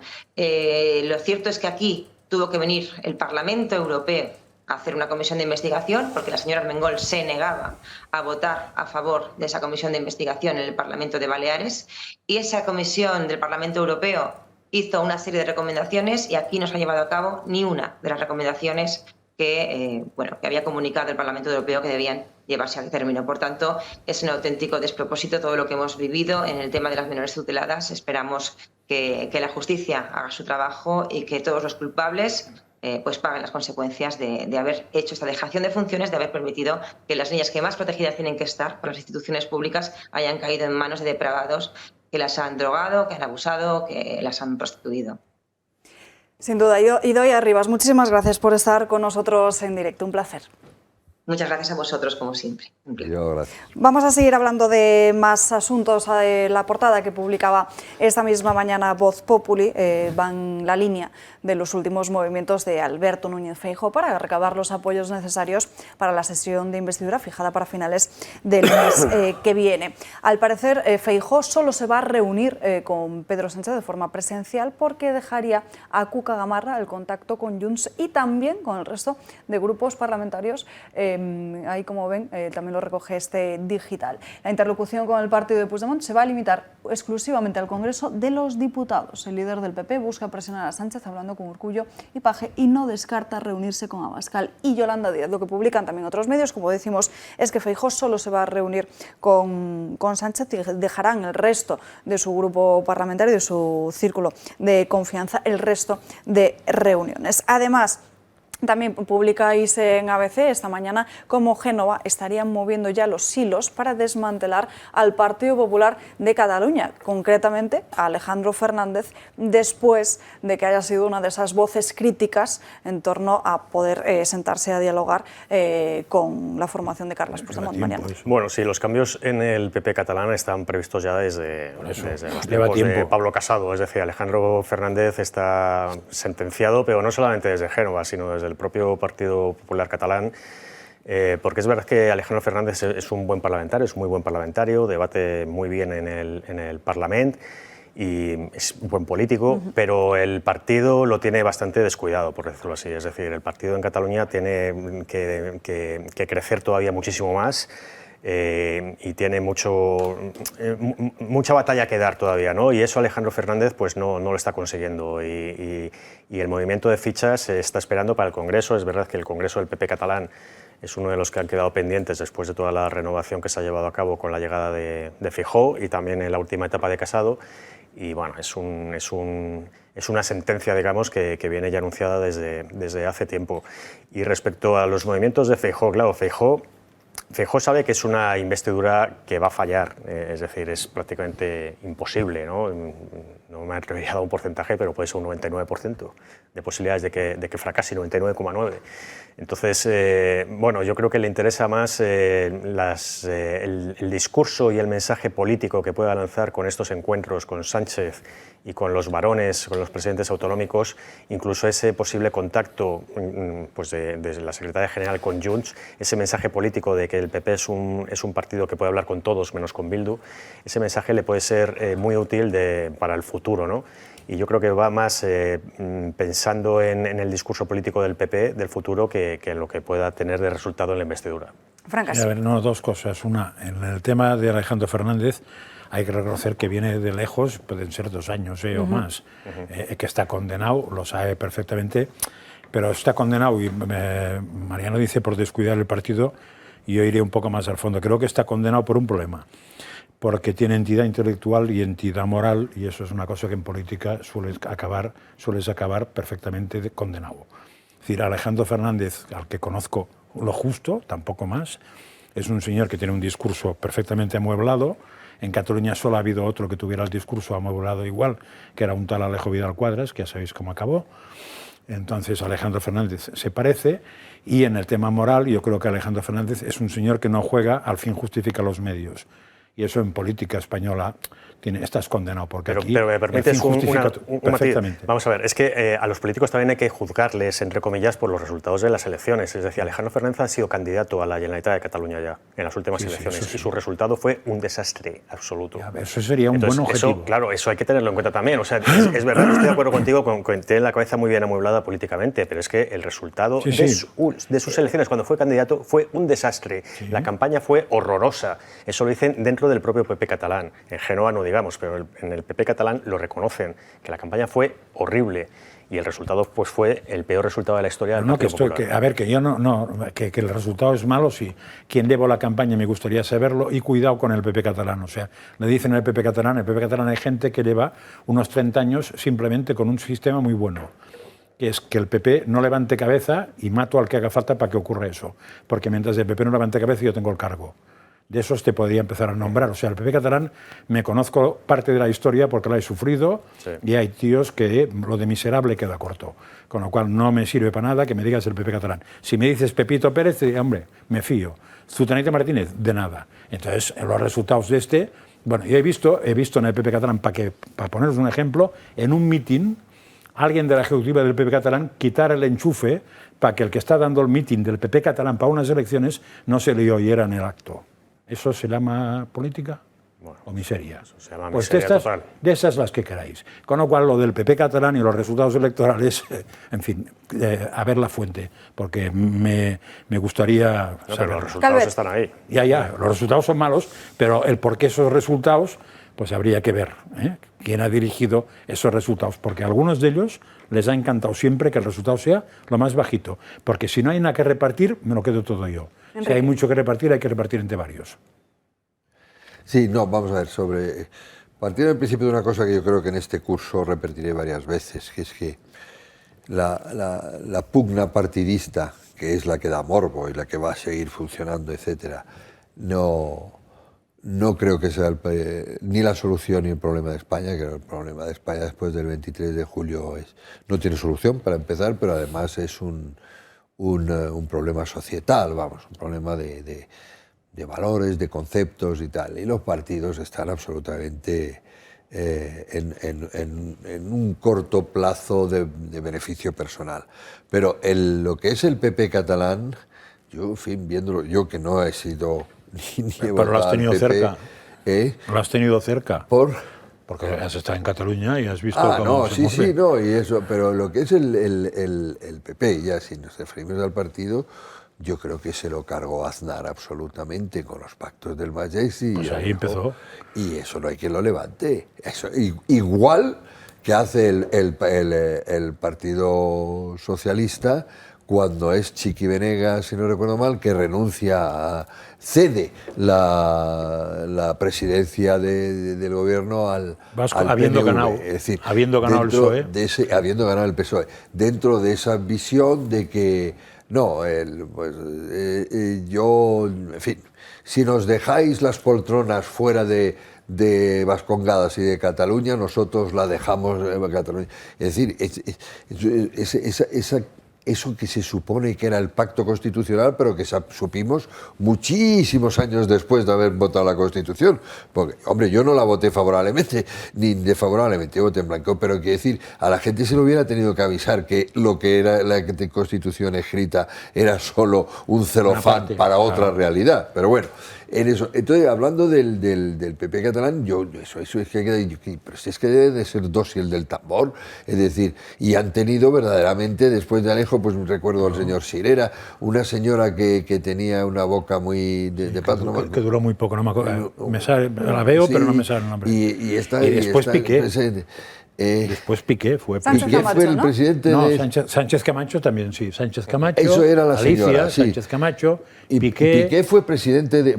Alberto Fernández, o sea, ha habido... pues Piqué Vamos a dejar este asunto aquí y tendremos que estar muy pendientes en los próximos días de cómo se producen las diferentes reuniones que lleva a cabo el Partido Popular para conseguir esa ansiada cifra de 176 después de tener el apoyo de Vox, de UPN y también de Coalición Canaria. Tenemos que hablar ahora de otro asunto, porque decía en los últimos días que Borja Semper, creo que era el que lo decía ayer, efectivamente, que en el PP estaban dispuestos a hablar con todo el mundo menos con EH Bildu. Pues fíjense, en el Festival de Cine de San Sebastián, que se va a producir los próximos 22 y 30 de septiembre, justo en la misma semana de la sesión de investidura, en ese Festival de Cine se va a emitir la entrevista que Jordi Évole ha realizado a Josu Ternera y que luego se va a emitir en la plataforma de Netflix. Así este contenido volveremos a ver cómo blanquea y se vuelve a dar voz a un terrorista que además es prófugo y que está condenado por asesinatos. La Asociación Dignidad y Justicia ha emitido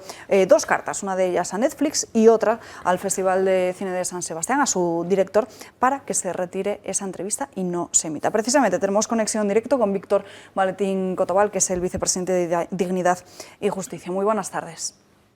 Buenas tardes. Un placer estar con vosotros. No sé si han recibido ya una respuesta a alguna de esas misivas, sobre todo la del Festival de Cine de San Sebastián, porque como bien especificaban hace algunos días, es un evento subvencionado con fondos públicos y que pagamos todos los españoles. No hemos recibido ningún tipo de respuesta, pero tampoco la esperamos. Porque el haber dado ya voz o el haber intentado dar voz ya a un terrorista, pues nos deja más o menos claro cuál es la línea que van a seguir. ¿Y Netflix tampoco? No, tampoco. ¿Cómo les llega esta noticia de que en un festival de cine se va a emitir la entrevista desde Tarra? Pues con mucha pena, porque pensamos que dentro de la sociedad había ciertas líneas rojas y que esta no se iba a pasar, no se iba a traspasar. No podemos entender, bueno, Netflix es una empresa privada y bueno, nosotros apelamos a su humanidad y a que piensen las víctimas del terrorismo, en las 864 víctimas de ETA, y si no quiere pensar en la generalidad de víctimas, que piense en las víctimas de Josu Ternera, que estamos hablando de un terrorista que solo en el atentado de Zaragoza, de los 11, 6 eran niños pequeños, algunos de 3 años, que actualmente estamos esperando a que sea extraditado a España desde Francia, que no es un terrorista cualquiera, ha sido el líder de la banda durante muchos años. Entonces, lo que apelaríamos a Netflix es a la humanidad, y a que, hombre, a mí personalmente, mi empresa, no me gustaría que el logo de mi empresa estuviera junto al de Josu Ternera, que es un terrorista, pero eso ya cada cual gestiona sus negocios como quiere. Y luego el Festival de San Sebastián, hombre, es que se subvenciona con fondos públicos, lo pagamos entre todos los españoles. Yo creo que deberían de recapacitar y ser conscientes de esa línea que, como decía al principio, se está traspasando. Víctor, le pregunta a Enrique Calvet. Vamos a ver, don Víctor, entendiendo su lucha y su desesperación, que comparto, hay que recordar la responsabilidad que cada cual tiene en esto. Si no me equivoco, y aquí hay personas con mucha mejor memoria que yo, y de casa, Josu Ternera fue presidente de la Comisión de Derechos Humanos del Parlamento. Sí. Entonces, ¿qué le va usted a contar ahora a Netflix? No, entiéndame lo que le quiero decir, ¿no? Por supuesto que hace usted muy bien y que hay que seguir con la lucha siempre. Pero claro, es que uno sale por ahí, ¿verdad? Y está desarmado por la actitud de los anteriores gobiernos de España y del actual. Es decir, lo primero que hay que convencer es que a los españoles que es que este señor es un terrorista, porque, como han manifestado el 23 de julio, les importa un bledo. Eso que, independientemente que es que estamos hablando de un señor que fue presidente de la Comisión de Derechos Humanos. Y después huyó. Sí, después huyó, pero vamos. Pero le nombraron presidente y actuó un cierto tiempo como presidente de esa comisión. Nada, quería compartir con usted esa reflexión. No, yo una cosa muy simple, porque claro, estamos hablando de una situación en que diríamos tiene 5 protagonistas. Los españoles, que son los que están ninguneados, sean víctimas de terrorismo, ¿no? En ese sentido, Netflix, el festival, Josu Ternera y Jordi Évole. Josu Ternera supongo que es muy difícil decirle que no se preste a esto, pero con Évole, ¿habéis pensado algo? A ver, si es que ya hizo un masaje periodístico a Otegi hace tiempo.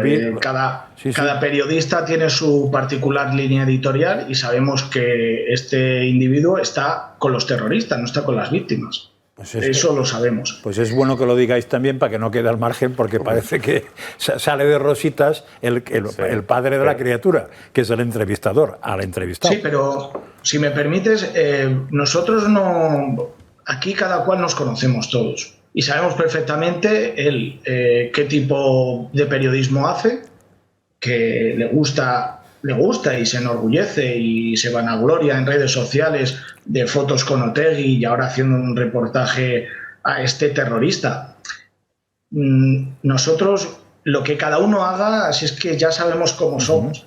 Lo que no podemos, lo que ponemos el grito y la voz es en la emisión. Está claro eso. Porque Netflix, aunque sea una plataforma privada, hombre, no pensábamos que Netflix le iba a dar voz a un terrorista.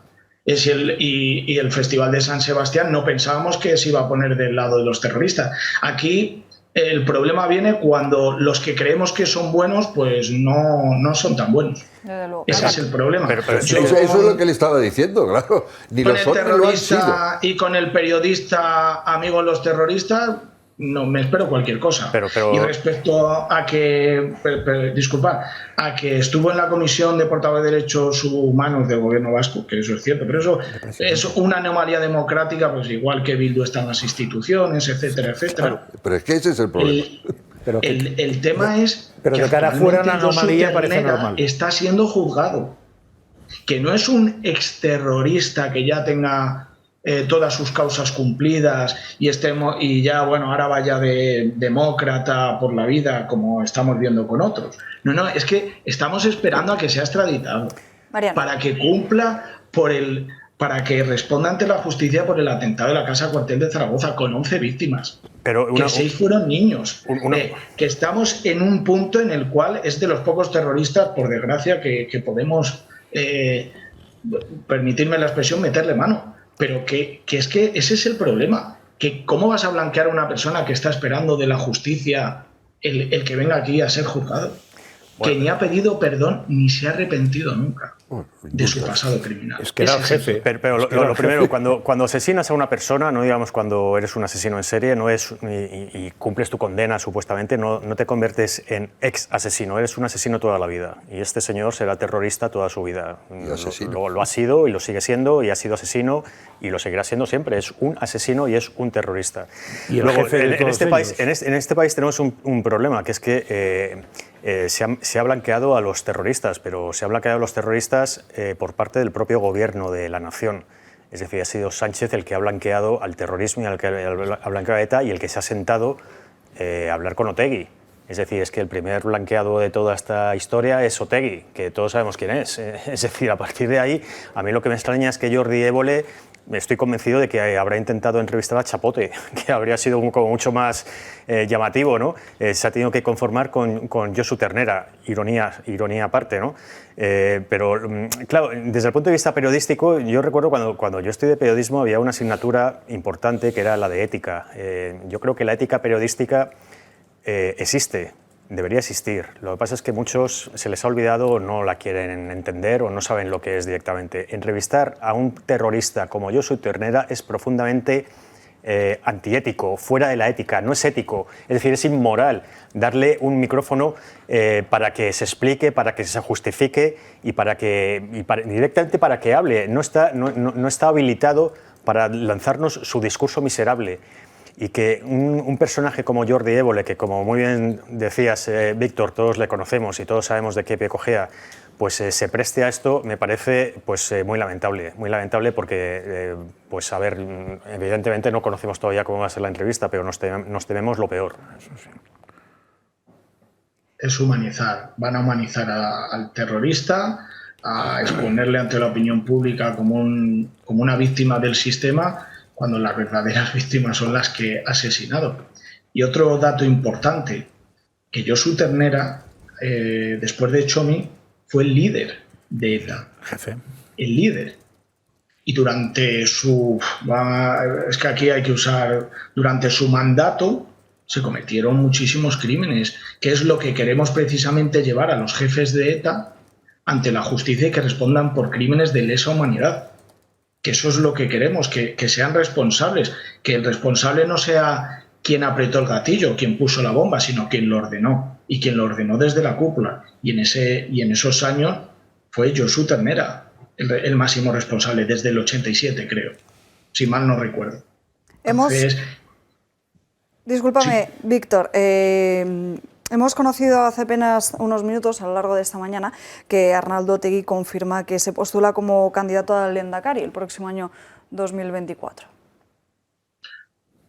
Es que eso ya lo llevamos advirtiendo desde octubre del 2011, que ETA escenificó su cese, su mal llamado cese, ya lo veníamos diciendo. Esto era una hoja de ruta que querían seguir. Hace unos años ya se quería presentar, pero fuimos precisamente Dinero y Justicia quien solicitó al Tribunal Supremo que nos revisara su condena y nos dijera hasta qué año estaba inhabilitado. Entonces pudimos extender la inhabilitación para que no se presentaran las anteriores y creo, si mal no recuerdo, que hasta febrero del 2021 estaba inhabilitado. Por eso se puede presentar. Pero sabíamos que estábamos ganando tiempo porque esto era inevitable. yo de verdad, visto desde fuera, y hace poco lo escribía en un artículo, va a ser, si viniera un extraterrestre va a ser difícil explicarle esto desde fuera, explicarle todo lo que está sucediendo y decirle, este hombre que era líder de una organización terrorista que ha matado a 864 personas, ahora va a ser o se presenta al Endacari, presidente de aquellas personas a las que quería precisamente asesinar, porque en el País Vasco mucha gente se siente española. Es complicado, yo siempre apelo a las víctimas del terrorismo, el sufrimiento tan gratuito que están sufriendo, esta doble victimización, y bueno, yo entendería, es que de verdad, si supierais lo que es un día en la asociación, cuando este tipo de noticias saltan, la de llamadas, la de gente reviviendo el dolor, que te piden por favor, oye, ayúdanos, es bastante desesperante y bastante frustrante. Fuster. Don Víctor, según tengo entendido, han intentado ponerse en contacto con la dirección del festival, pero han probado con el Ayuntamiento de San Sebastián, con el Gobierno vasco, con el Ministerio de Cultura, que son los que subvencionan o conceden el presupuesto a este festival, o con el ICA, que es el que lleva la parte de León también del presupuesto del festival, incluso con los patrocinadores, porque es muy importante también el asunto de los patrocinadores, que están patrocinando un festival en el que se blanquea, como usted muy bien ha dicho, a un terrorista que, por cierto, en 2008 nos juraron, nos dijeron que tenía un cáncer terminal de estómago, y por lo que parece la ciencia médica ha avanzado mucho, por desgracia nuestra. ¿Ha intentado hacer algo más que solamente ponerse en contacto con el festival? En principio hemos apelado al director y luego cada patrocinador, lo que venía diciendo antes, a mí personalmente no me gustaría que el logotipo de mi empresa estuviera junto a la cara de Josu Ternera, porque el año que viene, en 2024, se le va a extraditar para que sea juzgado. O sea, cualquier empresa seria va a tener su logotipo en un festival y luego al año siguiente al lado de Josu Ternera, y Josu Ternera va a estar sentado en un banquillo, pero es que no hace falta que le condenemos porque ya tiene lo suyo. Insisto, que es que tiene muchas muertes a sus espaldas. Sí, que ha sido el líder de ETA. Sí, solamente con los de la Plaza República Dominicana, con los de Zaragoza, ya tendríamos un asesino en serie, según la política estadounidense, un monstruo.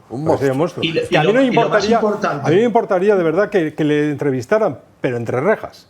Sí, claro. Entre rejas es la única posibilidad de entrevistar a un monstruo, no en libertad. Pero bueno. Y lo más importante es que ni ha pedido perdón ni se ha arrepentido de sus crímenes. Ni ninguno. Nadie. Pero podría ser. Pero es que ni ha pedido perdón ni se ha arrepentido. Víctor Valentín Cotobal, muchísimas gracias por estar con nosotros en directo estos minutos. Ánimo en esa lucha. Yo me choqué en el Parlamento Vasco, o sea, doblé una esquina y me choqué con Josu Ternera hace muchos años, en 1900, cuando era presidente de la Comisión de Derechos Humanos. Chocamos, o sea, así. De verdad que no he sentido jamás en mi vida una repulsión física por una persona como he sentido aquel día. Con Josu Ternera. ¿Y por qué dice que en 2024 lo van a extraditar? ¿Ya se sabe? ¿O qué porque tiene que cumplir una parte. Sí. Está en la cárcel en Francia. De todos modos, una cosa que me parece curiosa, Mariano, has dicho que ahora pueden intentar entrevistar a Chapote. Chapote lo intentó entrevistar a Kemi Nuesa y no hizo nada malo. Lo que pasa es que la pregunta que le hizo fue muy clara. ¿Se arrepiente? Entonces, a veces no es un problema de entrevistar, es un problema del enfoque de la entrevista. Claro. Porque Kake, me acuerdo de las imágenes, lo pilla cuando está entrando en la calle, entra en la calle, sube a su casa cuando va a entrar no en el portal, sino en el piso de arriba. Y claro, esta pregunta no se la hace. Los antecedentes de Évole son malos. Los antecedentes de Évole son malos. Una diferencia. Hay diferencia. Es que hemos visto la entrevista a Otegui. Pero, Francas, hay diferencia entre preguntar a un asesino, a un monstruo, como decíais, como Chapote, si se arrepiente, a sentarte delante de otro monstruo como Josu Ternera y hacerle una entrevista que seguramente será tipo alfombra, como la que conocemos de Jordi Évole. Con eso estamos todos de acuerdo con resulta. Tenemos que dejar esto aquí porque se nos está agotando el tiempo. De hecho, hay muchos asuntos que tendremos tendremos que dejar para otro día, pero vamos con uno de ellos que está fuera de todas las agendas, a pesar de que se repite constantemente de que hay que cuidar el planeta. Vamos con el cambio climático, porque a las predicciones fallidas se suman también todas esas medidas a las que se ha obligado a muchos ciudadanos y que desde luego no funcionan. Este es Carlos. Preocupado por el medio ambiente, Carlos es el blanco perfecto de eso de no tendrás nada y serás feliz. Por eso piensa en qué podría hacer para aportar su granito de arena. Lo primero que se le ocurre a Carlos es cambiar su coche por uno eléctrico, pero claro, fabricar un coche eléctrico contamina un 70% más que uno de gasolina, entre otras cosas por las baterías de litio. También se plantea usar más bolsas de papel en lugar de las de plástico, pero estas necesitan ser usadas 3 veces, sin romperse claro, para que su ciclo de vida sea menos perjudicial para el planeta, además del problema de la deforestación, claro. Tampoco le convence mucho eso de la carne vegana, que aún parece que plantea muchos riesgos, interrogantes y muy poca vitamina B12, que no se encuentra en los vegetales, aparte de que no está exenta de efectos contaminantes, claro. Y para acompañar la comida, ojo con utilizar pajitas de papel. Expertos alertan de que contienen sustancias químicas sintéticas asociadas a un aumento de los niveles de colesterol, cáncer de riñón y testicular. ¿Pero qué hay de dar a su mascota comida hecha a raíz de larvas de mosca, como la que se quiere producir desde una granja de Lugo? Todavía no hay un marco regulatorio fiable para la evaluación de riesgos, y le da algo de grima eso también. Y encima ahora Bruselas le quiere obligar a que reforme su casa para hacerla más ecosostenible y luchar contra el cambio climático. ¿A Carlos le va a dar algo? Y colorín colorado, Carlos directamente ha explotado.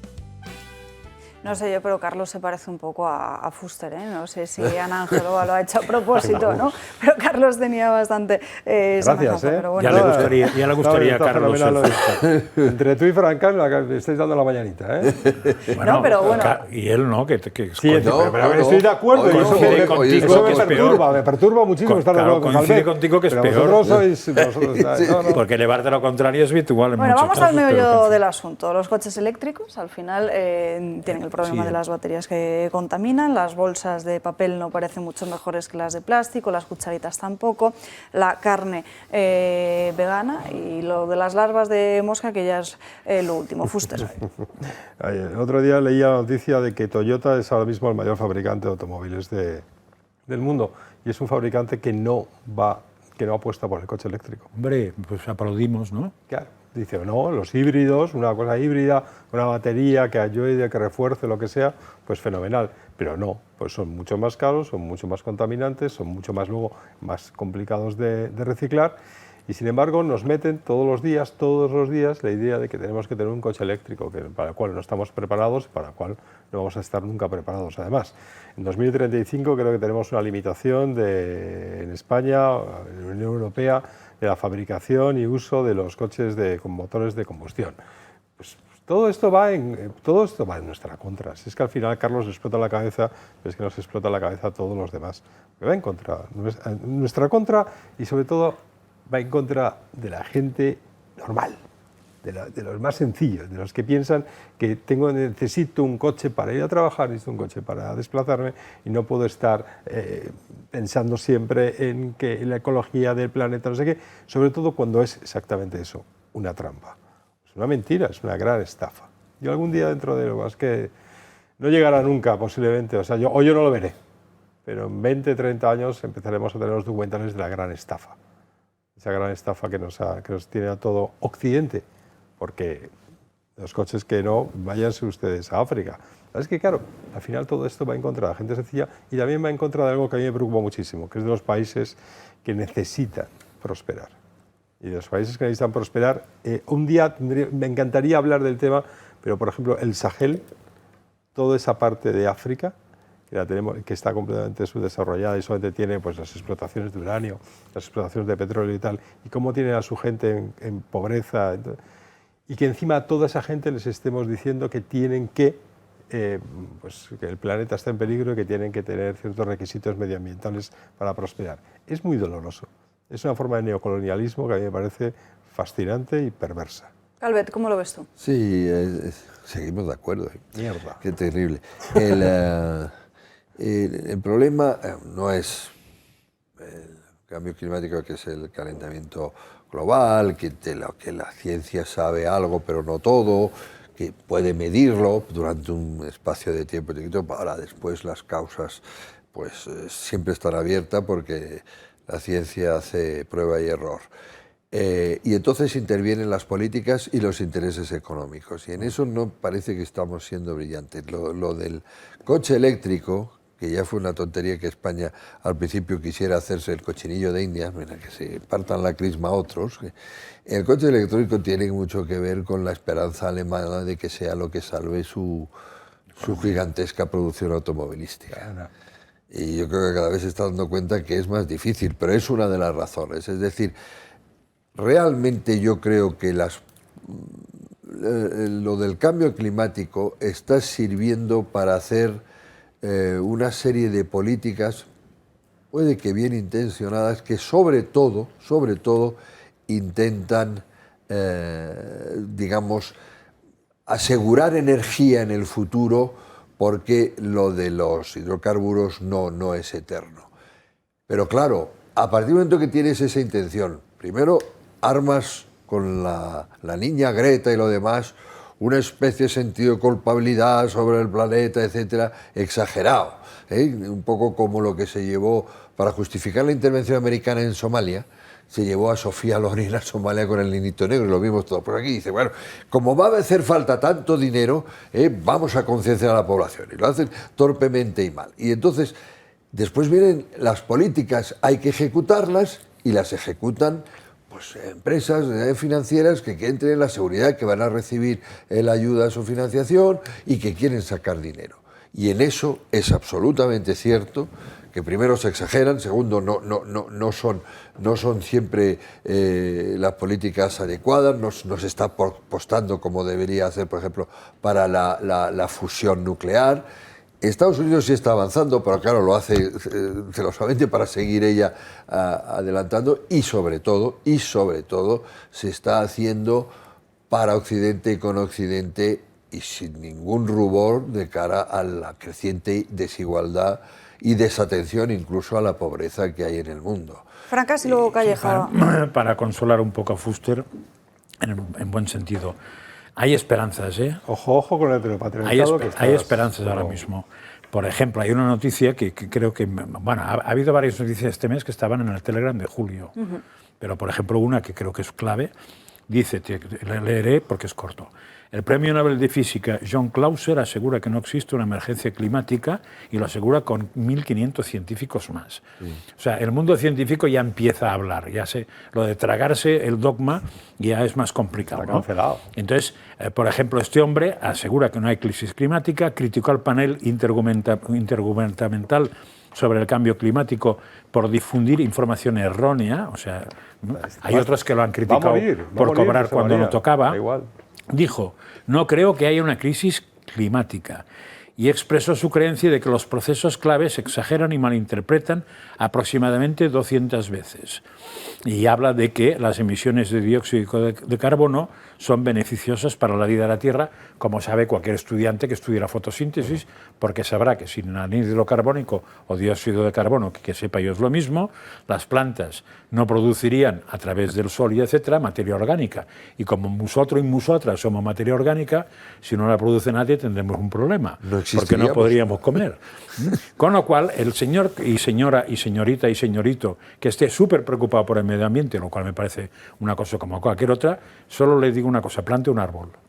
Eso es como lo de Ayuso de poner una maceta en tu balcón. Pues eso, plante un árbol. Es parecido. En vez de papel y tal. Plante un árbol. Lo del cambio climático a mí me pasa un poco como con la pandemia. Yo no tengo ni idea, no tengo conocimientos científicos para saber en qué momento de cambio climático estamos dentro de lo que es la vida de millones de años de la Tierra. Yo no lo sé si hay cambio climático o no. Yo me tengo que fiar pues de lo que dicen los científicos. Como todo el mundo. Y dentro de los científicos, pues la mayoría, por lo menos, dice que hay cambio climático. Pero claro, sí que me siento un poco que atentan contra mi inteligencia, por lo menos, cuando en el verano de Madrid llegamos a los 40 grados y a una ola de calor y lo atribuyen al cambio climático. Pero vamos a ver, 40 grados en Madrid en agosto, en julio, toda la vida, por favor, toda la vida. O cuando dicen, no, es que vamos por la tercera ola de calor. Bueno, antes no sé si se medían tanto las olas de calor, pero hacía calor. En Madrid siempre se ha dicho que 9 meses de invierno y 3 de infierno. Sí. Es decir, se ha dicho siempre, no es nada novedoso. Entonces, que atenten contra mi inteligencia sí que me molesta un poquito. Sí. Luego ya que si hay cambio climático o no, pues yo me tengo que fiar de lo que dice la mayoría de los científicos. Y sobre las medidas concretas que hay que tomar, claro, hablabas de estafa, Fuster, la principal estafa me parece la de la hamburguesa vegana.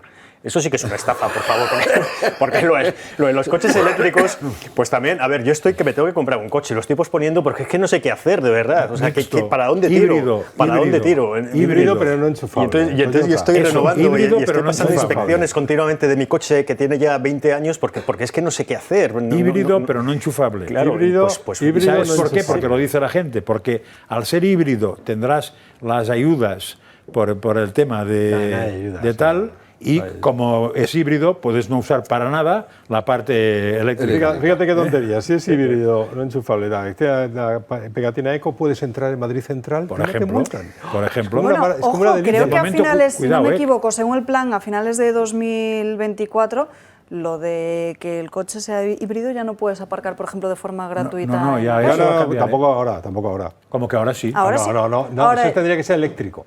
Si es híbrido, sí ahora mismo aún puedes. Que no, seguro. Pues que el mío es híbrido no enchufable y te digo que apago como un Pepe cada vez que voy en zona SER. ¿Desde cuándo? Desde siempre. Desde siempre. Lo que pasa es que hay una que sí. Igual estáis diferenciando entre enchufable y no enchufable. No. La pegatina eco, no cero. La pegatina cero es la que te permite aparcar y no cobrar, o sea, no pagar. Y la pegatina eco es la que te da unas bonificaciones entre el 50 y el 75% del precio del aparcamiento en superficie en la zona SER en Madrid.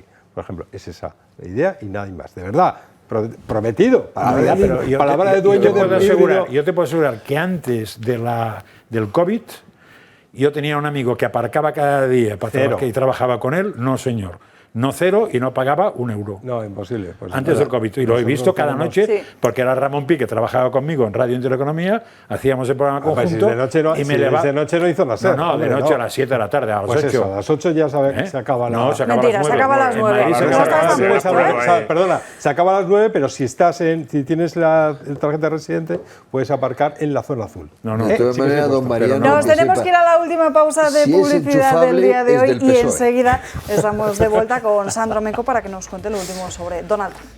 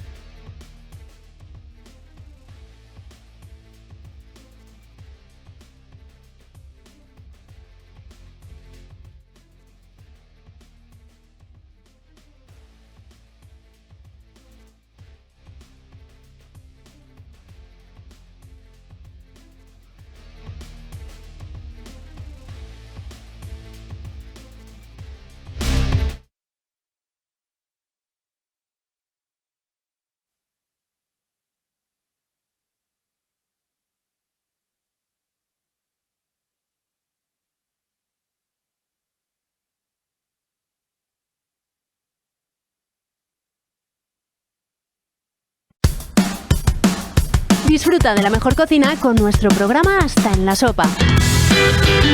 Aprenderás guisos de siempre, recetas tradicionales y otras más innovadoras de la mano de espectadores y amigos que se han animado a venir a cocinar con un anfitrión de lujo, José Ángel Aguinaga. Disfruta de nuestro programa de cocina Hasta en la Sopa.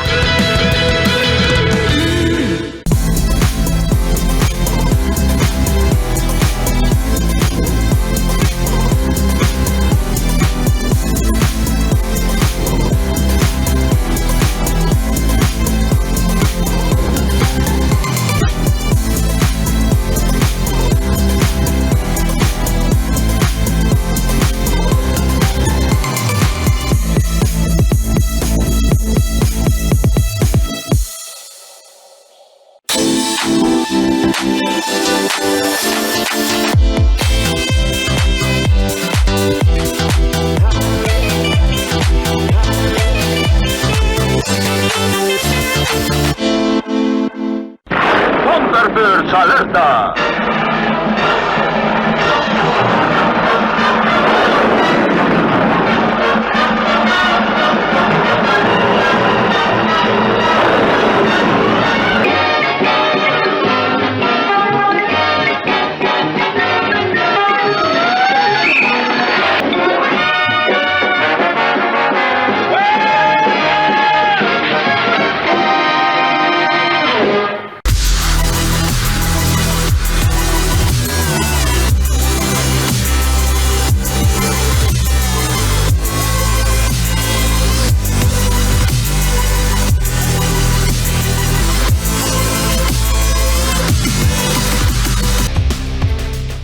Recta final de Dando Caña, ya está aquí con nosotros en nuestra mesa Sandro Meco, de En Dos Continentes, para contarnos las últimas novedades sobre Donald Trump. Buenas tardes, Sandro. Muy buenas tardes, Alba. Bueno, ayer acertamos, ¿eh? Lejos quede que elogiemos nuestro propio trabajo, pero ayer acertamos porque hemos vuelto de las vacaciones haciéndoles un pequeño resumen de los problemas o las batallas legales a las que se enfrenta el expresidente de los Estados Unidos y candidato republicano favorito, Donald Trump. Bien, pues hay un caso en concreto que es el relacionado con el del 6 de enero. Recordarán esas imágenes de una gran cantidad de hombres y mujeres adentrándose en las paredes del Capitolio de los Estados Unidos, que hoy nos ha dado una noticia. Bien, la acusación de Donald Trump pedía que el juicio sobre estas cuestiones se celebrara en enero del año que viene. Trump, por su parte, pedía que fuera en 2026. ¿Y qué ha ocurrido? Justo lo que están a punto de ver, que ya tenemos fecha y será el 4 de marzo de 2024, la fecha en la que Donald Trump se enfrentará a ese juicio por esta cuestión en Washington. Bien, si están viendo el titular, quizá hay una palabra que les llame la atención: supermartes. ¿Qué significa eso?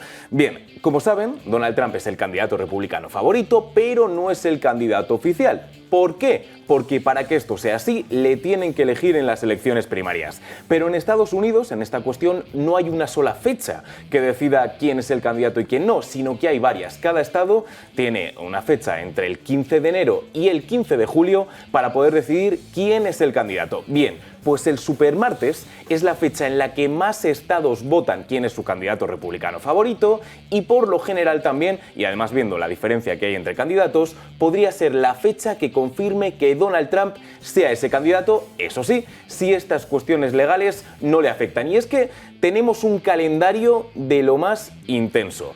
Como ya hemos dicho, este 4 de marzo es este primer juicio, el juicio con respecto al 6 de enero y el asalto al Capitolio. Bien, al día siguiente tenemos el supermartes. El 25 de ese mismo mes, el 25 de marzo de 2024, Trump tiene otro juicio, el juicio por el que se le acusa de haber sobornado a la actriz Stormy Daniels para que no denunciara un supuesto abuso o agresión sexual contra su persona. Pero es que no es lo único, porque en mayo, concretamente el 20, tendríamos otro juicio federal, pero esta vez por el caso de los documentos clasificados. Un juicio que además podría intercalarse directamente con ese primer juicio del que hemos hablado, porque si dura más de 11 semanas, Donald Trump se enfrentaría a 2 juicios federales a la vez.